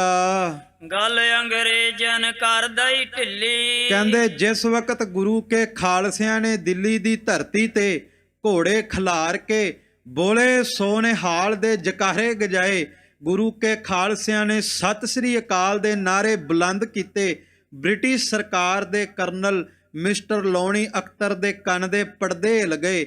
ਜਦੋਂ ਗੁਰੂ ਖਾਲਸਿਆਂ ਦੇ ਚਿਹਰਿਆਂ ਵੱਲ ਵੇਖਿਆ, ਕਹਿੰਦਾ ਹੈਰਾਨ ਰਹਿ ਗਿਆ ਕਿ ਫੌਜ ਬੜੀ ਵੇਖੀ ਹੈ, ਜਰਨੈਲ ਬੜੇ ਵੇਖੇ ਨੇ, ਕਰਨਲ ਬੜੇ ਵੇਖੇ ਨੇ, ਫੌਜਦਾਰ ਬੜੇ ਵੇਖੇ ਨੇ, ਪਰ ਇਹ ਗੁਰੂ ਕੇ ਖਾਲਸੇ ਤੇ ਜਦੋਂ ਜਕਾਰਾ ਗਜਾਉਂਦੇ ਨੇ ਤੇ ਵੱਡੀਆਂ ਵੱਡੀਆਂ ਹਥਿਆਰਾਂ ਵਾਲੀਆਂ ਫੌਜਾਂ ਵੀ ਜੰਗ ਦਾ ਮੈਦਾਨ ਛੱਡ ਕੇ ਭੱਜਦੀਆਂ ਜਾਂਦੀਆਂ ਨੇ। ਕਹਿੰਦੇ ਅੰਗਰੇਜ਼ ਵੀ ਗੁਰੂ ਖਾਲਸੇ ਪੰਥ ਦੀ ਚੜ੍ਹਤ ਨੂੰ ਵੇਖ ਕਰਕੇ ਘਬਰਾ ਗਏ। ਅੰਗਰੇਜ਼ ਜਰਨੈਲ ਮਨ ਗੁੱਸਾ ਆਇਆ। ਕਹਿੰਦੇ ਅੰਗਰੇਜ਼ ਕਰਨਲ ਮਨ ਵਿੱਚ ਸੋਚਣ ਲੱਗਾ, ਭਾਰਤ ਦੀ ਧਰਤੀ ਦੇ ਉੱਤੇ ਸਾਡੇ ਹੁਕਮ ਤੋਂ ਬਿਨਾਂ ਪੱਤਾ ਨਹੀਂ ਹਿਲਦਾ। ਇਹ ਕਿਹੜੇ ਫੌਜ ਹੈ ਜਿਹੜੀ ਘੋੜਿਆਂ ਤੇ ਸਵਾਰ ਹੋ ਕੇ ਦਿੱਲੀ ਦੀ ਧਰਤੀ ਤੇ ਚੜ ਕੇ ਆ ਗਈ। ਨੈ ਸਿੰਘਨ ਸੋ ਜੋਰ ਬਸਾਇਆ। ਪਰ ਕਹਿੰਦੇ ਜਿਸ ਤਰ੍ਹਾਂ ਹਾਥੀ ਵਿਸ਼ਾਲ ਹੋਵੇ ਤੇ ਨਿੱਕੇ ਮੋਟੇ ਕਤੂਰੇ ਹਾਥੀ ਨੂੰ ਵੇਖ ਕੇ ਭੌਂਕਦੇ ਤਾਂ ਜ਼ਰੂਰ ਨੇ, ਪਰ ਹਾਥੀ ਦੇ ਨਜ਼ਦੀਕ ਨਹੀਂ ਜਾਂਦੇ। ਕਹਿੰਦੇ ਖਾਲਸੇ ਦੀ ਚੜ੍ਹਤ ਨੂੰ ਵੇਖ ਕਰਕੇ ਜਿਹੜੇ ਕਿ ਹਾਕਮ ਇੱਕ ਵਾਰ ਮਨ ਦੇ ਵਿੱਚ ਰੋਸ ਤਾਂ ਕਰਦੇ ਨੇ, ਕ੍ਰੋਧ ਤਾਂ ਕਰਦੇ ਨੇ, ਪਰ ਖਾਲਸੇ ਦੀ ਚੜ੍ਹਤ ਤੋਂ ਭੈ ਭੀਤ ਹੁੰਦਿਆਂ ਖਾਲਸੇ ਨੂੰ ਹੱਥ ਵੀ ਨਹੀਂ ਪਾਉਂਦੇ। ਕਹਿੰਦੇ ਅੰਗਰੇਜ਼ ਸਰਕਾਰ ਖਾਲਸੇ ਵੱਲ ਵੱਧਦੀ ਵੀ ਨਹੀਂ ਹੈ। ਤਬ ਅੰਗਰੇਜ਼ਨ ਪੁੱਛਿਓ ਪਤਸ਼ਾਹੇ। ਅੰਗਰੇਜ਼ ਸਰਕਾਰ ਦੀ ਇਹ ਨੀਤੀ ਸੀ, ਜਦੋਂ ਕਿਸੇ ਰਾਜੇ ਦੇ ਰਾਜ ਨੂੰ ਖਤਮ ਕਰਦੇ ਸੀ, ਪਹਿਲਾਂ ਉਸ ਰਾਜੇ ਬਾਰੇ ਜਾਣਦੇ ਸੀ, ਪੜਚੋਲ ਕਰਦੇ ਸੀ, ਖੋਜ ਕਰਦੇ ਸੀ, ਉਸ ਦੀਆਂ ਫੌਜਾਂ ਬਾਰੇ, ਸਿਪਾਹੀਆਂ ਬਾਰੇ, ਹਥਿਆਰਾਂ ਬਾਰੇ ਖੋਜ ਕਰਕੇ ਫਿਰ ਉਸ ਰਾਜੇ ਤੇ ਹਮਲਾ ਕਰਕੇ ਉਹਦਾ ਤਖਤ ਦੇ ਉੱਤੇ ਕਬਜ਼ਾ ਕਰਦੇ ਸੀ। ਹੁਣ ਗੁਰੂ ਕੇ ਖਾਲਸਿਆਂ ਨੂੰ ਜਦੋਂ ਵੇਖਿਆ ਤੇ ਦਿੱਲੀ ਦੇ ਬਾਦਸ਼ਾਹ ਨੂੰ ਪੁੱਛਦੇ ਨੇ ਕਿ ਇਹ ਗੁਰੂ ਕੇ ਫੌਜ, ਇਹ ਜੋ ਫੌਜ ਦਿੱਲੀ ਦੇ ਧਰਤੀ ਤੇ ਚੜ੍ਹ ਕੇ ਆਈ ਹੈ, ਇਹ ਫੌਜ ਬਾਰੇ ਜਾਣਕਾਰੀ ਦਿਓ। ਸਿੰਘਨ ਮੁਲਕ ਦਿਓ ਕਹਿ ਆਏ। ਬਾਦਸ਼ਾਹ ਦਿੱਲੀ ਦੇ ਬਾਦਸ਼ਾਹ ਨੂੰ ਪੁੱਛਣ ਲੱਗਾ ਵੀ ਜਿਹੜੇ ਘੋੜਿਆਂ ਤੇ ਸਵਾਰ ਹੋ ਕੇ ਤੇਰੇ ਤਖਤ ਵੱਲ ਬਰਛੇ ਕਰਕੇ ਹਥਿਆਰ ਕਰਕੇ ਤੈਨੂੰ ਲਲਕਾਰ ਰਹੇ ਨੇ, ਇਹਨਾਂ ਲੋਕਾਂ ਨੂੰ ਕਿਹਨਾਂ ਨੇ ਮੁਲਕ ਦਿੱਤਾ? ਕਿਸ ਸਰਕਾਰ ਨੇ ਇਹਨਾਂ ਖਾਲਸਿਆਂ ਨੂੰ ਮੁਲਕ ਲਿਖ ਕੇ ਦਿੱਤਾ ਹੈ? ਦੋਹਰਾ ਮਾਰਿਓ ਕੌਣ ਗਨੀਮ ਇਨ ਕੌਣ ਸਵਾਰਿਓ ਕਾਮ। ਹੁਣ ਸਰਕਾਰਾਂ ਦੇ ਵਿੱਚ ਉਹਨੂੰ ਮਾਣ ਦਿੱਤਾ ਜਾਂਦਾ ਹੈ ਜਿਨੇ ਸਰਕਾਰ ਵਾਸਤੇ ਕਿਸੇ ਦੁਸ਼ਮਣ ਨੂੰ ਮਾਰ ਮਕਾਇਆ ਹੋਵੇ। ਤੇ ਅੰਗਰੇਜ਼ ਕਰਨਲ ਮਿਸਟਰ ਲੋਨੀ ਅਖਤਰ ਦਿੱਲੀ ਦੇ ਬਾਦਸ਼ਾਹ ਨੂੰ ਪੁੱਛਦਾ ਹੈ ਕਿ ਦਿੱਲੀ ਦੇ ਬਾਦਸ਼ਾਹ ਵਾਸਤੇ ਇਹਨਾਂ ਨੇ ਕਿਸੇ ਦੁਸ਼ਮਣ ਨੂੰ ਮਾਰ ਮਕਾਇਆ ਜਿਹੜੇ ਅੱਜ ਦਿੱਲੀ ਤੇ ਚੜ੍ਹ ਕੇ ਆਏ ਨੇ, ਪਰ ਬਾਦਸ਼ਾਹ ਤੂੰ ਫਿਰ ਵੀ ਇਹਨਾਂ ਨੂੰ ਰੋਕ ਨਹੀਂ ਸਕਿਆ। ਦੀਨੋ ਪਟੇਲ ਖਾਏ ਜਿਨ ਕਿਹੋ ਸ਼ਾਹੇ ਉਸ ਨਾਮ। ਪੁਰਾਤਨ ਸਮੇਂ ਦੇ ਵਿੱਚ ਬਾਦਸ਼ਾਹ ਫੌਜਾਂ ਤੋਂ ਫੌਜਦਾਰਾਂ ਤੋਂ ਖੁਸ਼ ਹੋ ਕਰਕੇ ਜ਼ਗੀਰਾਂ ਦੇ ਪਟੇ ਲਿਖ ਕੇ ਦੇ ਦਿੰਦੇ ਸੀ। ਅੰਗਰੇਜ਼ ਸਰਕਾਰ ਪੁੱਛਣ ਲੱਗੀ, ਬਾਦਸ਼ਾਹ ਇਹਨਾਂ ਨੂੰ ਕਿਸ ਰਾਜੇ ਨੇ ਕਿਸ ਬਾਦਸ਼ਾਹ ਨੇ ਜ਼ਮੀਨਾਂ ਦੇ ਪਟੇ ਲਿਖ ਕੇ ਦਿੱਤੇ ਨੇ, ਦੱਸਣਾ ਕਰੋ। ਤਬ ਪਾਤਸ਼ਾਹ ਉੱਤਰ ਕਿਓ। ਤਾਂ ਦਿੱਲੀ ਦਾ ਬਾਦਸ਼ਾਹ ਫਿਰ ਅੰਗਰੇਜ਼ ਸਰਕਾਰ ਦੇ ਕਰਨਲ ਨੂੰ ਉੱਤਰ ਦੇਣ ਲੱਗਾ ਹੈ, ਨਹੀਂ ਸ਼ਾਹੇ ਕਿਨ ਇਨਕੋ ਲਿਖ ਦਿਓ। ਦਿੱਲੀ ਦਾ ਬਾਦਸ਼ਾਹ ਕਹਿਣ ਲੱਗਾ ਮਿਸਟਰ ਲੋਨੀ ਅਖਤਰ ਨੂੰ ਕਿ ਕਰਨਲ ਇਹਨਾਂ ਲੋਕਾਂ ਨੂੰ ਕਿਸੇ ਨੇ ਵੀ ਜਗੀਰਾਂ ਪਟੇ ਵਿੱਚ ਲਿਖ ਕੇ ਨਹੀਂ ਦਿੱਤੀਆਂ, ਨਹੀਂ ਕਾਮ ਕੋ ਇਨੇ ਸਵਾਰਿਓ। ਔਰ ਨਾ ਹੀ ਇਹਨਾਂ ਨੇ ਦਿੱਲੀ ਦੇ ਤਖਤ ਦਾ ਕੋਈ ਕੰਮ ਸਵਾਰਿਆ, ਦਿੱਲੀ ਸਰਕਾਰ ਦੇ ਕੋਈ ਕੰਮ ਵੀ ਨਹੀਂ ਸਵਾਰੇ ਹਨ। ਨਹਿ ਗਨੀਮ ਕੋਈ ਇਨਨੇ ਮਾਰਿਓ। ਨਾ ਹੀ ਇਹਨਾਂ ਨੇ ਦਿੱਲੀ ਦੇ ਤਖਤ ਵਾਸਤੇ ਦਿੱਲੀ ਸਰਕਾਰ ਦੇ ਦੁਸ਼ਮਣਾਂ ਨੂੰ ਮਾਰ ਮਕਾਇਆ ਹੈ। ਨਿਜਮਲ ਮੁਗਲ ਨੈ ਨਾਦਰ ਬੁਲਾਇਓ। ਤਾਂ ਉਸ ਵਕਤ ਦਿੱਲੀ ਦਾ ਬਾਦਸ਼ਾਹ ਆਪਣੇ ਵੱਲੋਂ ਮਨ ਘੜੰਤ ਕਹਾਣੀ ਬਣਾ ਕੇ ਅੰਗਰੇਜ਼ ਸਰਕਾਰ ਨੂੰ ਸੁਣਾਉਂਦਾ ਹੈ ਕਿ ਇੱਕ ਸਾਡਾ ਹਾਕਮ ਹੋਇਆ ਨਿਜ਼ਾਮੂਦੀਨ। ਕਹਿੰਦੇ ਨਿਜ਼ਾਮੂਦੀਨ ਨੇ ਨਾਦਰ ਸ਼ਾਹ ਨੂੰ ਜਿਸ ਵਕਤ ਬੁਲਾਇਆ ਤਾਂ ਇਸ ਦੇਸ਼ ਦੇ ਵਿੱਚ ਹਿੰਦੁਸਤਾਨ ਦੇ ਵਿੱਚ ਮਰਹਟਿਆਂ ਦੀ, ਪਠਾਨਾਂ ਦੀ, ਮੁਗਲਾਂ ਦੀ ਜੰਗ ਛਿੜ ਗਈ ਸੀ। ਦਿੱਲੀ ਕੋ ਨਾਸ ਕਰਾਇਓ। ਤਾਂ ਉਸ ਜੰਗ ਦੇ ਕਾਰਨ ਦਿੱਲੀ ਸਰਕਾਰ ਦਾ ਬਹੁਤ ਨੁਕਸਾਨ ਹੋਇਆ ਹੈ। ਰੋਹਿਲੇ ਨਜੀਬੇ ਅਹਿਮਦ ਸ਼ਾਹ। ਰੁਹੇਲੇ ਨਜੀਬੇ ਅਹਿਮਦ ਸ਼ਾਹ ਸਦਵਾਇਓ। ਦਿੱਲੀ ਦਾ ਬਾਦਸ਼ਾਹ ਕਹਿਣ ਲੱਗਾ ਰੁਹੇਲਿਆਂ ਦੀ ਕੌਮ ਦੇ ਵਿੱਚੋਂ ਇੱਕ ਨਜੀਬ ਖਾਂ ਹੋਇਆ। ਉਸ ਨਜੀਬ ਖਾਨ ਨੇ ਅਫਗਾਨਿਸਤਾਨ ਦੀ ਧਰਤੀ ਤੋਂ ਅਹਿਮਦ ਸ਼ਾਹ ਅਬਦਾਲੀ ਨੂੰ ਭਾਰਤ ਦੇ ਵਿੱਚ ਬੁਲਾਇਆ। ਜਦੋਂ ਭਾਰਤ ਦੇ ਵਿੱਚ ਅਹਿਮਦ ਸ਼ਾਹ ਅਬਦਾਲੀ ਆਇਆ, ਪਠਾਨਾਂ ਦੀ, ਮੁਗਲਾਂ ਦੀ, ਮਰਹਟਿਆਂ ਦੀ ਜੰਗ ਹੋਈ, ਤਾਂ ਸਾਡਾ ਵੀ ਸਾਰਾ ਧਿਆਨ ਅਹਿਮਦ ਸ਼ਾਹ ਅਬਦਾਲੀ ਦਾ ਮੁਕਾਬਲਾ ਕਰਨ ਦੇ ਵਿੱਚ ਜੋ ਕਿ ਧਿਆਨ ਜਾ ਰਿਹਾ ਸੀ। ਭਾਉ ਮਰਵਟੇ ਉਹਨੇ ਗੱਲ ਵਾਇਓ। ਕਿਉਂਕਿ ਉਸ ਵਕਤ ਭਾਊਆਂ ਦੀ ਤੇ ਮਰਹਟਿਆਂ ਦੀ ਬਹੁਤ ਵੱਡੀ ਜੰਗ ਛਿੜ ਚੁੱਕੀ ਸੀ। ਆਪ ਤੱਕ ਕਹਿਵੋ ਮੁੜ ਗਿਓ। ਕਹਿੰਦੇ ਭਾਰਤ ਨੂੰ ਲੁੱਟ ਕਰਕੇ ਅਹਿਮਦ ਸ਼ਾਹ ਅਬਦਾਲੀ ਜਦੋਂ ਥੱਕ ਗਿਆ, ਉਹ ਤਾਂ ਵਾਪਸ ਆਪਣੇ ਦੇਸ਼ ਨੂੰ ਪਰਤ ਗਿਆ। ਮੁਲਕ ਆਕੀ ਇਮ ਉਸਤੇ ਰਹੋ। ਪਰ ਅਹਿਮਦ ਸ਼ਾਹ ਅਬਦਾਲੀ ਦੇ ਜਾਣ ਤੋਂ ਬਾਅਦ ਇਹ ਲੋਕ ਆਕੀ ਹੋ ਗਏ। ਇਹ ਜਿਹੜੇ ਲੋਕ ਨੇ ਸਰਕਾਰ ਤੋਂ ਆਕੀ ਨੇ, ਸਰਕਾਰ ਤੋਂ ਬਾਗੀ ਨੇ। ਖਾਲਸਾ ਜੀ ਇਹ ਸੱਚ ਹੈ, ਸਮਾਂ ਭਾਵੇਂ ਅੱਜ ਦਾ ਹੋਵੇ, ਸਮਾਂ ਭਾਵੇਂ ਪੁਰਾਤਨ ਹੋਵੇ, ਗੁਰੂ ਕਾ ਖਾਲਸਾ ਪੰਥ ਆਪਣੇ ਹੱਕ ਦੀ ਗੱਲ ਕਰੇ ਨਾ ਤੇ ਇਹ ਨਾ ਕੋਈ ਸਮਝੇ ਕਿ ਮੌਕੇ ਦੇ ਬਾਦਸ਼ਾਹ ਇਹ ਕਹਿਣਗੇ ਕਿ ਖਾਲਸਿਆਂ ਬੜਾ ਚੰਗਾ ਕੰਮ ਕੀਤਾ, ਬਲਕਿ ਮੌਕੇ ਦੀਆਂ ਹਕੂਮਤਾਂ ਸ਼ੁਰੂ ਤੋਂ ਗੁਰੂ ਕੇ ਖਾਲਸਿਆਂ ਨੂੰ, ਗੁਰੂ ਕੇ ਸਿੰਘਾਂ ਨੂੰ ਬਾਗੀ ਤੇ ਆਕੀ ਤੇ ਅੱਤਵਾਦੀ ਕਹਿੰਦੀ ਆਈ ਹੈ। ਉਹੀ ਕਾਰਨ ਹੈ ਅੱਜ ਵੀ ਗੁਰੂ ਕਾ ਖਾਲਸਾ ਆਪਣੇ ਹੱਕ ਲਈ ਜਦੋਂ ਗੱਲ ਕਰਦਾ ਹੈ ਤੇ ਹਕੂਮਤਾਂ ਫਿਰ ਵੱਖਵਾਦੀ ਜਾਂ ਅੱਤਵਾਦੀ ਕਹਿ ਦਿੰਦੀਆਂ।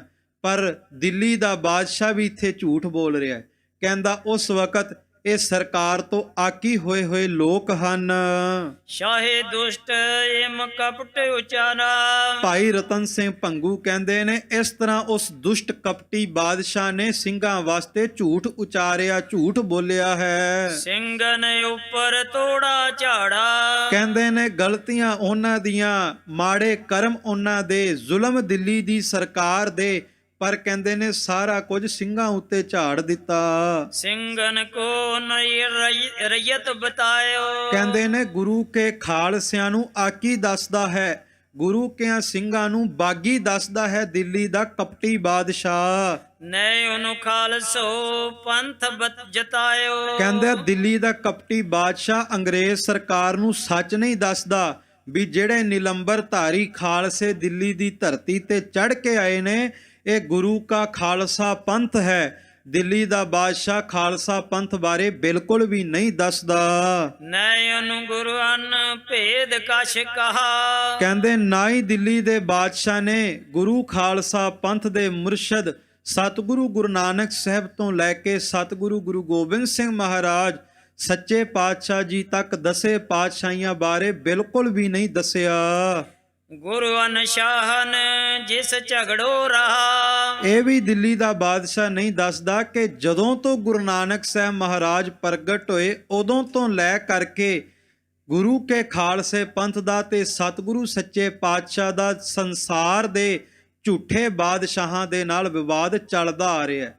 ਕਿਉਂਕਿ ਬਾਬੇ ਕੇ ਬਾਬਰ ਕੇ ਦਊ ਆਪ ਕਰੇ ਪਰਮੇਸ਼ਰ ਸਊ। ਇੱਕ ਪਾਸੇ ਬਾਬੇ ਕੇ ਨੇ, ਇੱਕ ਪਾਸੇ ਬਾਬਰ ਕੇ ਨੇ, ਇੱਕ ਪਾਸੇ ਬਾਬਾ ਨਾਨਕ ਹੈ, ਇੱਕ ਪਾਸੇ ਬਾਬਰ ਬਾਦਸ਼ਾਹ ਹੈ। ਗੁਰੂ ਨਾਨਕ ਸਾਹਿਬ ਬਾਬਰ ਨੂੰ ਜਾਬਰ ਕਹਿੰਦੇ ਨੇ, ਬਾਬਰ ਦੀਆਂ ਜੜ੍ਹਾਂ ਪੁੱਟੀਆਂ ਜਾਂਦੀਆਂ, ਪਰ ਸੱਚੇ ਪਾਤਸ਼ਾਹ ਗੁਰੂ ਨਾਨਕ ਦੀ ਜੈ ਜੈਕਾਰ ਅੱਜ ਵੀ ਹੋ ਰਹੀ ਹੈ। ਖਾਲਸਾ ਜੀ ਬਾਬੇ ਕੇ ਬਾਬਰ ਕੇ ਦਊ ਆਪ ਕਰੇ ਪਰਮੇਸ਼ਰ ਸਊ। ਇੱਕ ਪਾਸੇ ਗੁਰੂ ਗੋਬਿੰਦ ਸਿੰਘ ਦਾ ਸੱਚਾ ਤਖਤ ਹੈ, ਇੱਕ ਪਾਸੇ ਦਿੱਲੀ ਦਾ ਝੂਠਾ ਤਖਤ ਹੈ। ਗੁਰੂ ਗੋਬਿੰਦ ਸਿੰਘ ਦੀ ਹਸਤੀ ਨੂੰ ਮਕਾਉਣ ਦਾ ਹੁਕਮ ਜਾਰੀ ਕਰਨ ਵਾਲੇ ਦਿੱਲੀ ਦੇ ਤਖਤ ਦੀ ਕੋਈ ਬਾਤ ਨਹੀਂ ਪੁੱਛਦਾ, ਪਰ ਗੁਰੂ ਗੋਬਿੰਦ ਸਿੰਘ ਦੇ ਸਾਜੇ ਸੱਚੇ ਤਖਤਾਂ ਦੀ ਜੈ ਜੈਕਾਰ ਵਿਸ਼ਵ ਭਰ ਦੇ ਵਿੱਚ ਹੋ ਰਹੀ ਹੈ।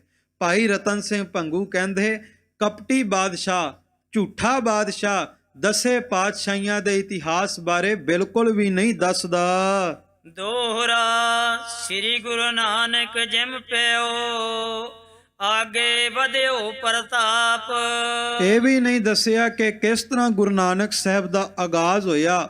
ਗੁਰੂ ਨਾਨਕ ਸਾਹਿਬ ਮਹਾਰਾਜ ਦਾ ਸੰਸਾਰ ਦੇ ਤਖਤੇ ਤੇ ਪ੍ਰਤਾਪ ਵਧਿਆ ਹੈ। ਜਿਮ ਬਾਬਰ ਪਰ ਕਿਰਪਾ ਭਈ ਕਿਹੋ ਨ ਮਨ ਰਖ ਪਾਪ। ਕਿਸ ਤਰ੍ਹਾਂ ਗੁਰੂ ਨਾਨਕ ਸਾਹਿਬ ਨੇ ਬਾਬਰ ਨੂੰ ਜ਼ਾਬਰ ਕਿਹਾ ਤੇ ਬਾਬਰ ਨੂੰ ਇਹ ਗੱਲ ਕਹੀ ਕਿ ਬਾਦਸ਼ਾਹ ਜੇ ਚਾਹੁੰਦਾ ਰਾਜ ਸਲਾਮਤ ਰਵੇ ਤੇ ਆਪਣੇ ਮਨ ਦੇ ਵਿੱਚੋਂ ਪਾਪ ਕੱਢ, ਕਿਉਂਕਿ ਉਹੀ ਰਾਜੇ ਦਾ ਰਾਜ ਸਲਾਮਤ ਰਹਿੰਦਾ ਹੈ ਜਿਹੜਾ ਆਪਣੀ ਪ੍ਰਜਾ ਨੂੰ ਸੁਖੀ ਰੱਖਦਾ ਹੈ। ਜਿਹੜਾ ਰਾਜਾ ਆਪਣੀ ਪ੍ਰਜਾ ਨੂੰ ਦੁਖੀ ਕਰ ਦਵੇ ਉਹਦਾ ਰਾਜ ਫਿਰ ਬਹੁਤੀ ਦੇਰ ਨਹੀਂ ਰਹਿੰਦਾ। ਜਿਮ ਫਿਰ ਮੁਗਲਨ ਹਿੰਦੂ ਸਤਾਏ। ਭਾਈ ਸਾਹਿਬ ਕਹਿੰਦੇ ਬਾਦਸ਼ਾਹ ਇਹ ਵੀ ਨਹੀਂ ਦੱਸਦਾ ਵੀ ਮੁਗਲਾਂ ਨੇ ਕਿਸ ਤਰ੍ਹਾਂ ਸਵਾ ਮਨ ਜਨੇਊ ਉਤਾਰਿਆ, ਕਿਸ ਤਰ੍ਹਾਂ ਮੁਗਲਾਂ ਨੇ ਹਿੰਦੂਆਂ ਦੇ ਉੱਤੇ ਅਤਿਆਚਾਰ ਕੀਤਾ, ਜ਼ਬਰੀ ਧਰਮ ਤਬਦੀਲ ਕੀਤੇ, ਧਾਰਮਿਕ ਅਸਥਾਨ ਢਾਏ, ਔਰੰਗਜ਼ੇਬ ਨੇ ਮੰਦਰ ਢਾਏ। ਇਸ ਬਾਰੇ ਦਿੱਲੀ ਦਾ ਬਾਦਸ਼ਾਹ ਬਿਲਕੁਲ ਵੀ ਨਹੀਂ ਦੱਸਦਾ। ਜਿਵੇਂ ਉਹਨ ਸਿੱਖਿਓ ਗੁਰੂ ਅਕਾਏ। ਤੇ ਕਹਿੰਦੇ ਫਿਰ ਕਿਸ ਤਰ੍ਹਾਂ ਗੁਰੂ ਦੀ ਸਿੱਖਿਆ ਦੇ ਨਾਲ ਇਸ ਜ਼ਬਰ ਜ਼ੁਲਮ ਦਾ ਟਾਕਰਾ ਗੁਰੂ ਕਾ ਖਾਲਸਾ ਪੰਥ ਆਪਣੇ ਸਬਰ ਨਾਲ ਕਰਦਾ, ਬਾਦਸ਼ਾਹ ਨਹੀਂ ਦੱਸਦਾ। ਜਿਮ ਜਿਮ ਗੁਰੂ ਅਨ ਸਿਰ ਰਸੋ ਕੀਓ। ਕਹਿੰਦੇ ਕਿਸ ਤਰ੍ਹਾਂ ਸਤਿਗੁਰੂ ਸੱਚੇ ਪਾਤਸ਼ਾਹ ਨੇ ਸਿਰ ਨਿਭਾਇਆ। ਤਤੀ ਤਵੀ ਦੇ ਉੱਤੇ ਸਤਿਗੁਰੂ ਗੁਰੂ ਅਰਜਨ ਦੇਵ ਬੈਠ ਗਏ। ਵੇਖੋ ਖਾਲਸਾ ਜੀ, ਅੱਜ ਸੰਸਾਰ ਦੇ ਵਿੱਚ ਮੈਂ ਖਿਨ ਮਾਤਰ ਬੇਨਤੀ ਕਰਾਂ, ਨਿੱਕੀਆਂ ਮੋਟੀਆਂ ਗੱਲਾਂ ਤੋਂ ਸਿੱਖਾਂ ਦਾ ਸੁਭਾਅ ਤੱਤਾ ਹੋ ਜਾਂਦਾ ਹੈ। ਪਰ ਸੁਣਿਆ ਦੁਖ ਪਾਪ ਕਾ ਨਾਸ, ਨਾਨਕ ਭਗਤਾਂ ਸਦਾ ਵਿਗਾਸ।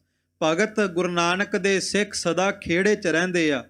ਸਿੱਖਾਂ ਦੇ ਉੱਤੇ ਕ੍ਰੋਧ ਦਾ ਪ੍ਰਭਾਵ ਨਹੀਂ ਹੁੰਦਾ, ਵੀਰ ਰਸ ਜ਼ਰੂਰ ਹੁੰਦਾ ਹੈ। ਮੈਂ ਬੇਨਤੀ ਕਰਾਂ ਗੁਰੂ ਅਰਜਨ ਦੇਵ ਜੀ ਤੱਤੀ ਤਵੀ ਤੇ ਬੈਠੇ, ਤਵੀ ਤੱਤੀ ਹੈ, ਸੀਸ ਦੇ ਉੱਤੇ ਪੈ ਰਿਹਾ ਰੇਤਾ ਤੱਤਾ ਹੈ। ਉਸ ਵਕਤ ਮੌਸਮ ਵੀ ਤੱਤਾ ਹੈ। ਜਿਹੜੇ ਬਾਦਸ਼ਾਹ ਦੇ ਹੁਕਮ ਦੇ ਨਾਲ ਤੱਤੀ ਤਵੀ ਤੇ ਬਿਠਾ ਕੇ ਤਸੀਹੇ ਦਿੱਤੇ ਗਏ, ਉਹ ਬਾਦਸ਼ਾਹ ਦਾ ਸੁਭਾਅ ਵੀ ਤੱਤਾ ਹੈ। ਪਰ ਜਦੋਂ ਗੁਰੂ ਅਰਜਨ ਦੇਵ ਜੀ ਨੂੰ ਪੁੱਛਿਆ ਤੇ ਸੱਚੇ ਪਾਤਸ਼ਾਹ ਮੁਸਕਰਾ ਕੇ ਕਹਿੰਦੇ ਨੇ, ਸੀਤਲ ਥੀਵੈ ਨਾਨਕਾ ਜਪੰਦੜੋ ਹਰ ਨਾਮ। ਕਹਿੰਦੇ ਇਸ ਤੋਂ ਵੱਧ ਠੰਡਾ ਕੁਝ ਵੀ ਨਹੀਂ ਜਦੋਂ ਤੱਤੀ ਤਵੀ ਦੇ ਉੱਤੇ ਬੈਠ ਕੇ ਰੱਬ ਦਾ ਠੰਡਾ ਨਾਮ ਚੇਤੇ ਆ ਜਾਵੇ। ਪੰਧ ਜੁਲੰਦੜੀ ਮੇਰਾ ਅੰਦਰ ਠੰਡਾ, ਗੁਰਦਰਸ਼ਨ ਦੇਖ ਨਿਹਾਲੀ। ਸੋ ਭਾਈ ਸਾਹਿਬ ਕਹਿੰਦੇ ਸਤਿਗੁਰੂ ਸੱਚੇ ਪਾਤਸ਼ਾਹ ਦੇ ਇਸ ਸਿਰਰ ਬਾਰੇ ਕਪਟੀ ਬਾਦਸ਼ਾਹ ਬਿਲਕੁਲ ਨਹੀਂ ਦੱਸਦਾ। ਸੀਸ ਦਿਓ ਔਰ ਸਿਰ ਨਾ ਦਿਓ। ਕਿਸ ਤਰ੍ਹਾਂ ਗੁਰੂ ਤੇਗ ਬਹਾਦਰ ਸੱਚੇ ਪਾਤਸ਼ਾਹ ਚਾਂਦਨੀ ਚੌਂਕ ਦੇ ਵਿੱਚ ਦਿੱਲੀ ਦੇ ਝੂਠੇ ਤਖਤ ਦੇ ਮੂਹਰੇ ਬਹਿ ਕਰਕੇ ਸੀਸ ਧੜ ਤੋਂ ਜੁਦਾ ਕਰਾਉਂਦੇ ਨੇ। ਵੇਖੋ ਜਿਸ ਤਖਤ ਤੋਂ ਹੁਕਮ ਜਾਰੀ ਹੋਇਆ ਗੁਰੂ ਤੇਗ ਬਹਾਦਰ ਸੱਚੇ ਪਾਤਸ਼ਾਹ ਦਾ ਸੀਸ ਧੜ ਤੋਂ ਜੁਦਾ ਕਰਨ ਦਾ, ਉਸ ਦਿੱਲੀ ਦੇ ਤਖਤ ਨੂੰ ਕੋਈ ਬਾਤ ਨਹੀਂ ਪੁੱਛਦਾ, ਦਿੱਲੀ ਦੇ ਤਖਤ ਨੂੰ ਕੋਈ ਸੀਸ ਨਹੀਂ ਝੁਕਾਉਂਦਾ। ਪਰ ਜਿਸ ਥਾਂ ਦੇ ਉੱਤੇ ਸਤਿਗੁਰੂ ਗੁਰੂ ਤੇਗ ਬਹਾਦਰ ਜੀ ਦਾ ਸੀਸ ਧੜ ਤੋਂ ਜੁਦਾ ਹੋਇਆ, ਜਿਸ ਥਾਂ ਦੇ ਉੱਤੇ ਗੁਰੂ ਤੇਗ ਬਹਾਦਰ ਜੀ ਦੇ ਤਨ ਦਾ ਲਹੂ ਡੁੱਲਿਆ, ਉੱਥੇ ਅੱਜ ਭਾਵੇਂ ਮੁਸਲਮਾਨ ਹੋਵੇ, ਭਾਵੇਂ ਹਿੰਦੂ ਹੋਵੇ, ਸਿੱਖ ਹੋਵੇ, ਈਸਾਈ ਹੋਵੇ, ਗੁਰੂ ਤੇਗ ਬਹਾਦਰ ਦੇ ਚਰਨਾਂ ਵਿੱਚ ਮੱਥਾ ਟੇਕਣ ਤੋਂ ਬਿਨਾਂ ਅੱਗੇ ਕਦਮ ਨਹੀਂ ਪੁੱਟਦਾ। ਇਹ ਹੈ ਸਤਿਗੁਰੂ ਸੱਚੇ ਪਾਤਸ਼ਾਹ ਤੇ ਸੱਚੇ ਪਾਤਸ਼ਾਹ ਦੇ ਤਖਤਾਂ ਦੀ ਵਡਿਆਈ। ਸੱਚੇ ਪਾਤਸ਼ਾਹ ਤੇ ਪਾਤਸ਼ਾਹ ਦੇ ਪੰਥ ਨੂੰ ਮਕਾਉਣ ਵਾਲੇ ਮੁੱਕ ਜਾਂਦੇ, ਪਰ ਪਾਤਸ਼ਾਹ ਤੇ ਸੱਚੇ ਪਾਤਸ਼ਾਹ ਦੇ ਸਾਜੇ ਪੰਥ ਦੀ ਹਸਤੀ ਉਹ ਅਡੋਲ ਹੈ, ਉਹ ਮਿਟਦੀ ਨਹੀਂ। ਸੋ ਖਾਲਸਾ ਜੀ, ਸਮਾਂ ਸੀਮਤ ਹੈ। ਸਤਿਗੁਰੂ ਸੱਚੇ ਪਾਤਸ਼ਾਹ ਦੇ ਸਾਜੇ ਨਵਾਜੇ ਪੰਥ ਬਾਰੇ ਦਿੱਲੀ ਦਾ ਕਪਟੀ ਬਾਦਸ਼ਾਹ ਝੂਠ ਬੋਲਦਾ ਹੈ। ਇਸ ਤੋਂ ਬਾਅਦ ਅੰਗਰੇਜ਼ ਸਰਕਾਰ ਦੀ ਕਿਸ ਤਰ੍ਹਾਂ ਭਾਈ ਰਤਨ ਸਿੰਘ ਭੰਗੂ ਦੇ ਨਾਲ ਮੁਲਾਕਾਤ ਹੁੰਦੀ ਹੈ, ਭਾਈ ਸਾਹਿਬ ਭਾਈ ਰਤਨ ਸਿੰਘ ਜੀ ਭੰਗੂ ਕਿਸ ਤਰ੍ਹਾਂ ਅੰਗਰੇਜ਼ ਸਰਕਾਰ ਨੂੰ ਫਿਰ ਇਹ ਸਾਰਾ ਇਤਿਹਾਸ ਦੱਸਦੇ ਨੇ, ਉਹ ਆਪਾਂ ਸਰਵਣ ਕਰਾਂਗੇ। ਆਓ ਇੱਕ ਪ੍ਰਸੰਗ ਸਰਵਣ ਕਰਕੇ ਆਪਾਂ ਖਿਮਾ ਦੇ ਜਾਚਕ ਹੋਈਏ ਜੀ। ਜੇ ਬਿਦ ਬੈਰ ਸਾਹਨ ਗੁਰ ਭਿਓ। ਭਾਈ ਸਾਹਿਬ ਕਹਿੰਦੇ ਜਿਸ ਤਰ੍ਹਾਂ ਮੁਗਲ ਹਕੂਮਤ ਨੇ ਸਤਿਗੁਰਾਂ ਦੇ ਨਾਲ ਵੈਰ ਕਮਾਇਆ, ਦਿੱਲੀ ਦਾ ਬਾਦਸ਼ਾਹ ਉਹ ਵੀ ਨਹੀਂ ਦੱਸਦਾ। ਜੇ ਗੁਰਵ ਜਿਮ ਗੁਰ ਹੁਕਮ ਹੋਏ ਪੰਥ ਰਚਿਓ। ਕਹਿੰਦੇ ਕਿਸ ਤਰ੍ਹਾਂ ਗੁਰੂ ਕਲਗੀਆਂ ਵਾਲੇ ਨੇ ਅਕਾਲ ਪੁਰਖ ਦੇ ਹੁਕਮ ਦੇ ਨਾਲ ਪੰਥ ਸਾਜਿਆ, ਉਸ ਹੁਕਮ ਬਾਰੇ, ਉਸ ਪੰਥ ਬਾਰੇ ਵੀ ਬਾਦਸ਼ਾਹ ਨੇ ਨਹੀਂ ਦੱਸਿਆ। ਪੰਥ ਮਦਦ ਕੋ ਚੰਡ ਜਗਾਈ। ਕਹਿੰਦੇ ਪੰਥ ਨਹੀਂ ਸਾਜਿਆ, ਕਲਗੀਆਂ ਵਾਲੇ ਨੇ ਉਹ ਭਾਂਬੜਾਂ ਦੀ ਮੱਚਦੀ ਚੰਡੀ ਸਾਜ ਦਿੱਤੀ। ਜਿਸ ਚੰਡੀ ਨੇ ਜਿਸ ਕਪਟੀ ਬਾਦਸ਼ਾਹ ਵੱਲ ਮੂੰਹ ਕੀਤਾ, ਉਹਦੇ ਰਾਜ ਦੀਆਂ ਜੜ੍ਹਾਂ ਪੱਟ ਦਿੱਤੀਆਂ। ਚੰਡ ਭੇਡ ਦੇ ਬੇਟ ਲਗਾਈ। ਜਿਹੜੀ ਚੰਡੀ ਖਾਲਸਾ ਆਪਣੇ ਗਾਤਰੇ ਵਿੱਚ ਪਾਈ ਫਿਰਦਾ 3 ਫੁੱਟ ਦੀ ਤੇਗ, ਕਹਿੰਦੇ ਜਿਹੜੀ ਇਹ ਖਾਲਸੇ ਦੀ ਚੰਡੀ ਨੇ ਜਿਸ ਜ਼ੁਲਮੀ ਬਾਦਸ਼ਾਹ ਦੀ ਧੌਣ ਨੂੰ ਜਾ ਕੇ ਛੂਹਿਆ, ਕਹਿੰਦੇ ਦ્વੈਤ ਨਮੋ ਸ੍ਰੀ ਭਗਉਤੀ ਬਡੈਲੀ ਸਰੋਹੀ ਕਰੇ ਏਕ ਤੇ ਦ્વੈ ਸੁਪਟ ਹਾਥ ਸੋਹੀ। ਕਹਿੰਦੇ ਉਸ ਕਪਟੀ ਬਾਦਸ਼ਾਹ ਦੇ ਸਰੀਰ ਦੇ 2 ਟੁਕੜੇ ਕਰਕੇ ਆਈ ਹੈ। ਦੇਹ ਆਪਨ ਵੀ ਚੰਡ ਚੜਵਾਈ। ਕਹਿੰਦੇ ਕਲਗੀਆਂ ਵਾਲੇ ਨੇ ਆਪਣੀਆਂ ਸਾਰੀਆਂ ਰਹਿਮਤਾਂ ਖਾਲਸੇ ਨੂੰ ਤੇ ਖਾਲਸੇ ਦੀ ਚੰਡੀ ਇਸ ਤੇਗ ਨੂੰ ਬਖਸ਼ ਦਿੱਤੀਆਂ ਨੇ। ਉਹ ਤੁਰਕਨ ਸਿਰ ਭਈ ਬੁਰਾਈ। ਕਹਿੰਦੇ ਕਿਸ ਤਰ੍ਹਾਂ ਤੁਰਕਾਂ ਦੇ ਸਿਰ ਬੁਰਾਈ ਆਈ ਤੇ ਖਾਲਸੇ ਦੀ ਜੈ ਜੈਕਾਰ ਹੋਈ, ਬਾਦਸ਼ਾਹ ਨਹੀਂ ਦੱਸਦਾ। ਪੰਥ ਖਾਤਰ ਗੁਰੂ ਇਤੀ ਕਮਾਈ। ਇਸ ਖਾਲਸੇ ਪੰਥ ਵਾਸਤੇ ਗੁਰੂ ਕਲਗੀਆਂ ਵਾਲੇ ਨੇ ਕਮਾਈ ਕੀਤੀ, ਆਪਣੇ ਲਖਤੇ ਜਿਗਰਾਂ ਦਾ ਖੂਨ ਖਾਲਸਾ ਪੰਥ ਦੀ ਨੀਹਾਂ ਵਿੱਚ ਪਾਇਆ, ਇਹ ਵੀ ਨਹੀਂ ਦੱਸਿਆ। ਸੋ ਦੁਸ਼ਟ ਨ ਨਾਹੇ ਸੁਣਾਈ। ਦਿੱਲੀ ਦਾ ਦੁਸ਼ਟ ਬਾਦਸ਼ਾਹ ਬਿਲਕੁਲ ਨਹੀਂ ਦੱਸਦਾ। ਪਰ ਹੁਣ ਭਾਈ ਰਤਨ ਸਿੰਘ ਭੰਗੂ ਆਉਣ ਵਾਲੇ ਦਿਨਾਂ ਦੇ ਵਿੱਚ ਦੱਸਣਗੇ ਕਿਸ ਤਰ੍ਹਾਂ ਗੁਰੂ ਨਾਨਕ ਸਾਹਿਬ ਦਾ ਆਗਾਜ਼ ਹੋਇਆ, ਸੱਚੇ ਪਾਤਸ਼ਾਹ ਨੇ ਚੋਜ ਵਰਤਾਏ। ਖਾਲਸਾ ਜੀ, ਇਸ ਆਉਣ ਵਾਲੇ ਦਿਨਾਂ ਦੇ ਵਿੱਚ 18ਵੀਂ ਸਦੀ ਦਾ ਇਤਿਹਾਸ ਸਰਵਣ ਕਰਾਂਗੇ। ਬੰਦਾ ਸਿੰਘ ਬਹਾਦਰ, ਭਾਈ ਮਨੀ ਸਿੰਘ, ਭਾਈ ਤਾਰੂ ਸਿੰਘ, ਭਾਈ ਸਾਹਿਬ ਭਾਈ ਗੁਰਬਖਸ਼ ਸਿੰਘ, ਨਿਹੰਗ ਸਿੰਘ, ਉਹਨਾਂ ਸਿੰਘਾਂ ਸੇਵਕਾਂ ਦੇ ਇਤਿਹਾਸ ਨੂੰ ਸਰਵਣ ਕਰਨਾ ਹੈ, ਜਿਨ੍ਹਾਂ ਬਾਰੇ ਅਰਦਾਸ 'ਚ ਕਹਿੰਦੇ ਜਿਨ੍ਹਾਂ ਸਿੰਘਾਂ ਸਿੰਘਣੀਆਂ ਨੇ ਧਰਮ ਹੇਤ ਸੀਸ ਦਿੱਤੇ, ਬੰਦ ਕਟਵਾਏ, ਖੋਪੜੀਆਂ ਲੁਹਾਈਆਂ। ਸੋ ਬੜਾ ਵੱਡਾ ਉਪਰਾਲਾ ਇਹਨਾਂ ਪ੍ਰਬੰਧਕ ਸੱਜਣਾ ਵੱਲੋਂ, ਭਾਈ ਹਰਮੀਤ ਸਿੰਘ, ਭਾਈ ਦਵਿੰਦਰ ਸਿੰਘ ਹੋਣਾ ਵੱਲੋਂ ਕੀਤਾ ਗਿਆ। ਆਪ ਸੰਗਤ ਨੂੰ ਬੇਨਤੀ ਹੈ ਸਮਾਂ ਕੱਢ ਕੇ ਆਪਣੇ ਨੌਜਵਾਨਾਂ ਨੂੰ ਗੁਰੂ ਦਰਬਾਰ ਦੇ ਵਿੱਚ ਗੁਰੂ ਖਾਲਸਾ ਪੰਥ ਦਾ ਇਤਿਹਾਸ ਸਰਵਣ ਕਰਨ ਲਈ ਜ਼ਰੂਰ ਹਾਜ਼ਰੀ ਭਰਨੀ। ਆਓ ਅਖੀਰ ਦੇ ਵਿੱਚ ਫਤਿਹ ਦੀ ਸਾਂਝ ਪਾਈਏ। ਸਾਰੇ ਪ੍ਰੇਮ ਨਾਲ ਸ਼ਬਦ ਦਾ ਜਾਪ ਕਰੋ ਜੀ। ਹੇ ਚੁੱਤ ਹੇ ਪਾਰ ਬ੍ਰਹਮ ਅਬਿਨਾਸੀ ਅਗਨਾਸ, ਹੇ ਪੂਰਨ ਹੇ ਸਰਬ ਮੈਂ ਦੁਖ ਭੰਜਨ ਗੁਣ ਤਾਸ, ਹੇ ਸੰਗੀ ਹੇ ਨਿਰੰਕਾਰ, ਹੇ ਨਿਰਗੁਣ ਸਭ ਟੇਕ, ਹੇ ਗੋਬਿੰਦ ਹੇ ਗੁਣ ਨਿਧਾਨ, ਜਾ ਕੈ ਸਦਾ ਬਵੇਕ, ਹੇ ਅਪਰੰਪਰ ਹਰ ਹਰੇ, ਹੈ ਪੀ ਹੋਵਨ ਹਾਰ, हे संत के सदा संग निधारा आधार, हे ठाकुर हूँ दासरो ਮੈਂ ਨਿਰਗੁਣ ਗੁਣ ਨਹੀਂ ਕੋਇ, ਨਾਨਕ ਦੀਜੈ ਨਾਮਦਾਨ ਰਾਖੋ ਹੀਐ। ਪਰੋ ਆਏ ਪ੍ਰਭ ਸਰਣਾਗਤੀ, ਕਿਰਪਾ ਨਿਧ ਦਿਆਲ, ਏਕ ਅਖਰ ਹਰ ਮਨ ਬਸਤ, ਨਾਨਕ ਹੋਤ ਨਿਹਾਲ। ਕਥਾ ਨਿਤਾ ਪ੍ਰਤ ਹੋਤ ਹੈ, ਸੁਨੋ ਸੋ ਸਿੰਘ ਸੁਜਾਨ, ਨਾਨਕ ਗੁਰੂ ਗੋਬਿੰਦ ਸਿੰਘ ਜੀ ਸਦਾ ਕਰੈ ਕਲਿਆਣ, ਨਾਨਕ ਗੁਰੂ ਗੋਬਿੰਦ ਸਿੰਘ ਜੀ ਸਦਾ ਕਰੈ ਕਲਿਆਣ। ਵਾਹਿਗੁਰੂ ਜੀ ਕਾ ਖਾਲਸਾ, ਵਾਹਿਗੁਰੂ ਜੀ ਕੀ ਫਤਿਹ। ਜੁਗਾ ਜੁਗਾ ਟਾਲ ਤਨ ਤਨ ਸ੍ਰੀ ਗੁਰੂ ਗ੍ਰੰਥ ਸਾਹਿਬ ਜੀ ਦੀ ਹਜ਼ੂਰੀ ਵਿੱਚ ਜੁੜ ਬੈਠੀ ਸਾਧ ਸੰਗਤ ਜੀ, ਵਾਹਿਗੁਰੂ ਜੀ ਕਾ ਖਾਲਸਾ, ਵਾਹਿਗੁਰੂ ਜੀ ਕੀ ਫਤਿਹ। ਬਹੁਤ ਬਹੁਤ ਧੰਨਵਾਦ ਕਰਦੇ ਹਾਂ ਅਤੀ ਸਤਿਕਾਰਯੋਗ ਗਿਆਨੀ ਸੁਖਜੀਤ ਸਿੰਘ ਜੀ ਕਨ੍ਹਈਆ, ਮੁੱਖ ਪ੍ਰਚਾਰਕ ਪੰਥ ਅਕਾਲੀ ਬੁੱਢਾ ਦਲ, ਜੋ ਉਚੇਚੇ ਤੌਰ ਤੇ ਸਾਰੀਆਂ ਸੰਗਤਾਂ ਨੂੰ ਗੁਰੂ ਇਤਿਹਾਸ ਨਾਲ ਜਾਣੂ ਕਰਾਉਣ ਲਈ ਇਸ ਗੁਰੂ ਘਰ ਵਿੱਚ ਪੁੱਜੇ ਹਨ। ਪੰਥ ਪ੍ਰਕਾਸ਼ ਦੀ ਕਥਾ ਅੱਜ ਆਰੰਭ ਹੋਈ ਹੈ। ਸ੍ਰੀ ਗੁਰੂ ਗ੍ਰੰਥ ਸਾਹਿਬ ਜੀ ਦਾ ਬਹੁਤ ਬਹੁਤ ਧੰਨਵਾਦ ਕਰਦੇ ਹਾਂ। ਨਾਲ ਹੀ ਬੇਨਤੀ ਕਰਦੇ ਹਾਂ ਸਮੂਹ ਸੰਗਤਾਂ ਵਿੱਚ ਜੋ ਇਹੋ ਜਿਹਾ ਜੋ ਲਾਹਾ ਪ੍ਰਾਪਤ ਕਰਨ ਵਾਸਤੇ ਗੁਰੂ ਘਰ 'ਚ ਪੁੱਜ ਕੇ ਵੱਧ ਤੋਂ ਵੱਧ ਹਾਜ਼ਰੀਆਂ ਭਰਨ, ਨਾਲ ਹੀ ਨਾਲ ਜੋ YouTube ਚੈਨਲ ਤੇ 24 ਘੰਟੇ ਸ੍ਰੀ ਗੁਰੂ ਸਿੰਘ ਸਭਾ ਦੇ ਸਾਰੇ ਪ੍ਰੋਗਰਾਮ ਸਰਵਣ ਕਰ ਸਕਦੇ ਹਨ, ਪਰ ਸੰਗਤ ਵਿੱਚ ਬੈਠ ਕੇ ਜੋ ਗੁਰੂ ਜਸ ਦਾ ਲਾਹਾ ਪ੍ਰਾਪਤ ਕਰਨ ਦਾ ਆਨੰਦ ਹੋਰ ਕੁਝ ਹੈ। ਇਸੇ ਤਰ੍ਹਾਂ ਸਾਰੀ ਸੰਗਤਾਂ ਨੂੰ ਬੇਨਤੀ ਹੈ, ਆਪ ਵੀ ਆਓ, ਹੋਰਾਂ ਨੂੰ ਵੀ ਪ੍ਰੇਰ ਕਰਕੇ ਇਸ ਗੁਰੂ ਘਰ ਵਿੱਚ ਲਿਆਓ। ਜੋ ਗਿਆਨੀ ਜੀ ਉਚੇਚੇ ਤੌਰ ਤੇ ਅਪ੍ਰੈਲ ਤੱਕ ਸਾਰੇ ਇਤਿਹਾਸ ਦੀ ਕਥਾ ਕਰਨ ਵਾਸਤੇ ਪਹੁੰਚੇ ਹਨ, ਇਸ ਸਮੇਂ ਦਾ ਵੱਧ ਤੋਂ ਵੱਧ ਲਾਹਾ ਲਈਏ। ਆਓ, ਆਪਣੇ ਕੋਲ ਹੁਣ ਗਿਆਨੀ ਲਖਵਿੰਦਰ ਸਿੰਘ ਜੀ ਕਰਨਾਲ ਵਾਲੇ ਪੁੱਜ ਚੁੱਕੇ ਹਨ, ਜੋ ਸਾਰਾ ਹੀ ਹਫਤਾ ਗੁਰਬਾਣੀ ਵਿਚਾਰ ਰਾਹੀਂ ਸਵੇਰੇ ਸ਼ਾਮ ਸੰਗਤਾਂ ਨੂੰ ਨਿਹਾਲ ਕਰਦੇ ਹਨ। ਗਿਆਨੀ ਜੀ ਦੇ ਪਾਸੋਂ 45 ਮਿੰਟ ਵਾਸਤੇ 7:45 ਤੱਕ ਗੁਰਬਾਣੀ ਵਿਚਾਰਾਂ ਸਰਵਣ ਕਰਾਂਗੇ। ਉਸ ਤੋਂ ਉਪਰੰਤ ਢਾਡੀ ਜਥਾ ਬੋਲਦਿਆਂ ਅਨੇਕਾਂ ਗਲਤੀਆਂ ਹੋ ਗਈਆਂ ਹੋਣਗੀਆਂ, ਖਿਮਾ ਤੇ ਜਾਚਕ ਹਾਂ। ਵਾਹਿਗੁਰੂ ਜੀ ਕਾ ਖਾਲਸਾ, ਵਾਹਿਗੁਰੂ ਜੀ ਕੀ ਫਤਿਹ।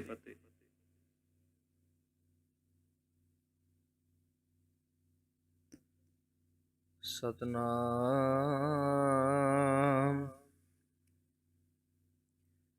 ਵਾਹਿਗੁਰੂ ਸਾਹਿਬ ਜੀਓ, ਤੂੰ ਚੋ ਸੱਜਣ ਮਹਿੰਡਿਆ, ਡਈ ਸਿਸ ਉਤਾਰ, ਨੈਣ ਮਹਿੰਜੇ ਤਰਸਦੇ, ਕਦ ਪੱਸੀ ਦੀਦਾਰ, ਨੈਣ ਮਹਿੰਜੇ ਤਰਸਦੇ, ਕਦ ਪੱਸੀ ਦੀਦਾਰ, ਤੇਰੇ ਕਵਣ ਕਵਣ ਗੁਣ ਕਹਿ ਕਹਿ ਗਾਵਾਂ, ਤੂੰ ਸਾਹਿਬ ਗੁਣੀ ਨਿਦਾਨਾ, ਤੁਮਰੀ ਮਹਿਮਾ ਬਰਨ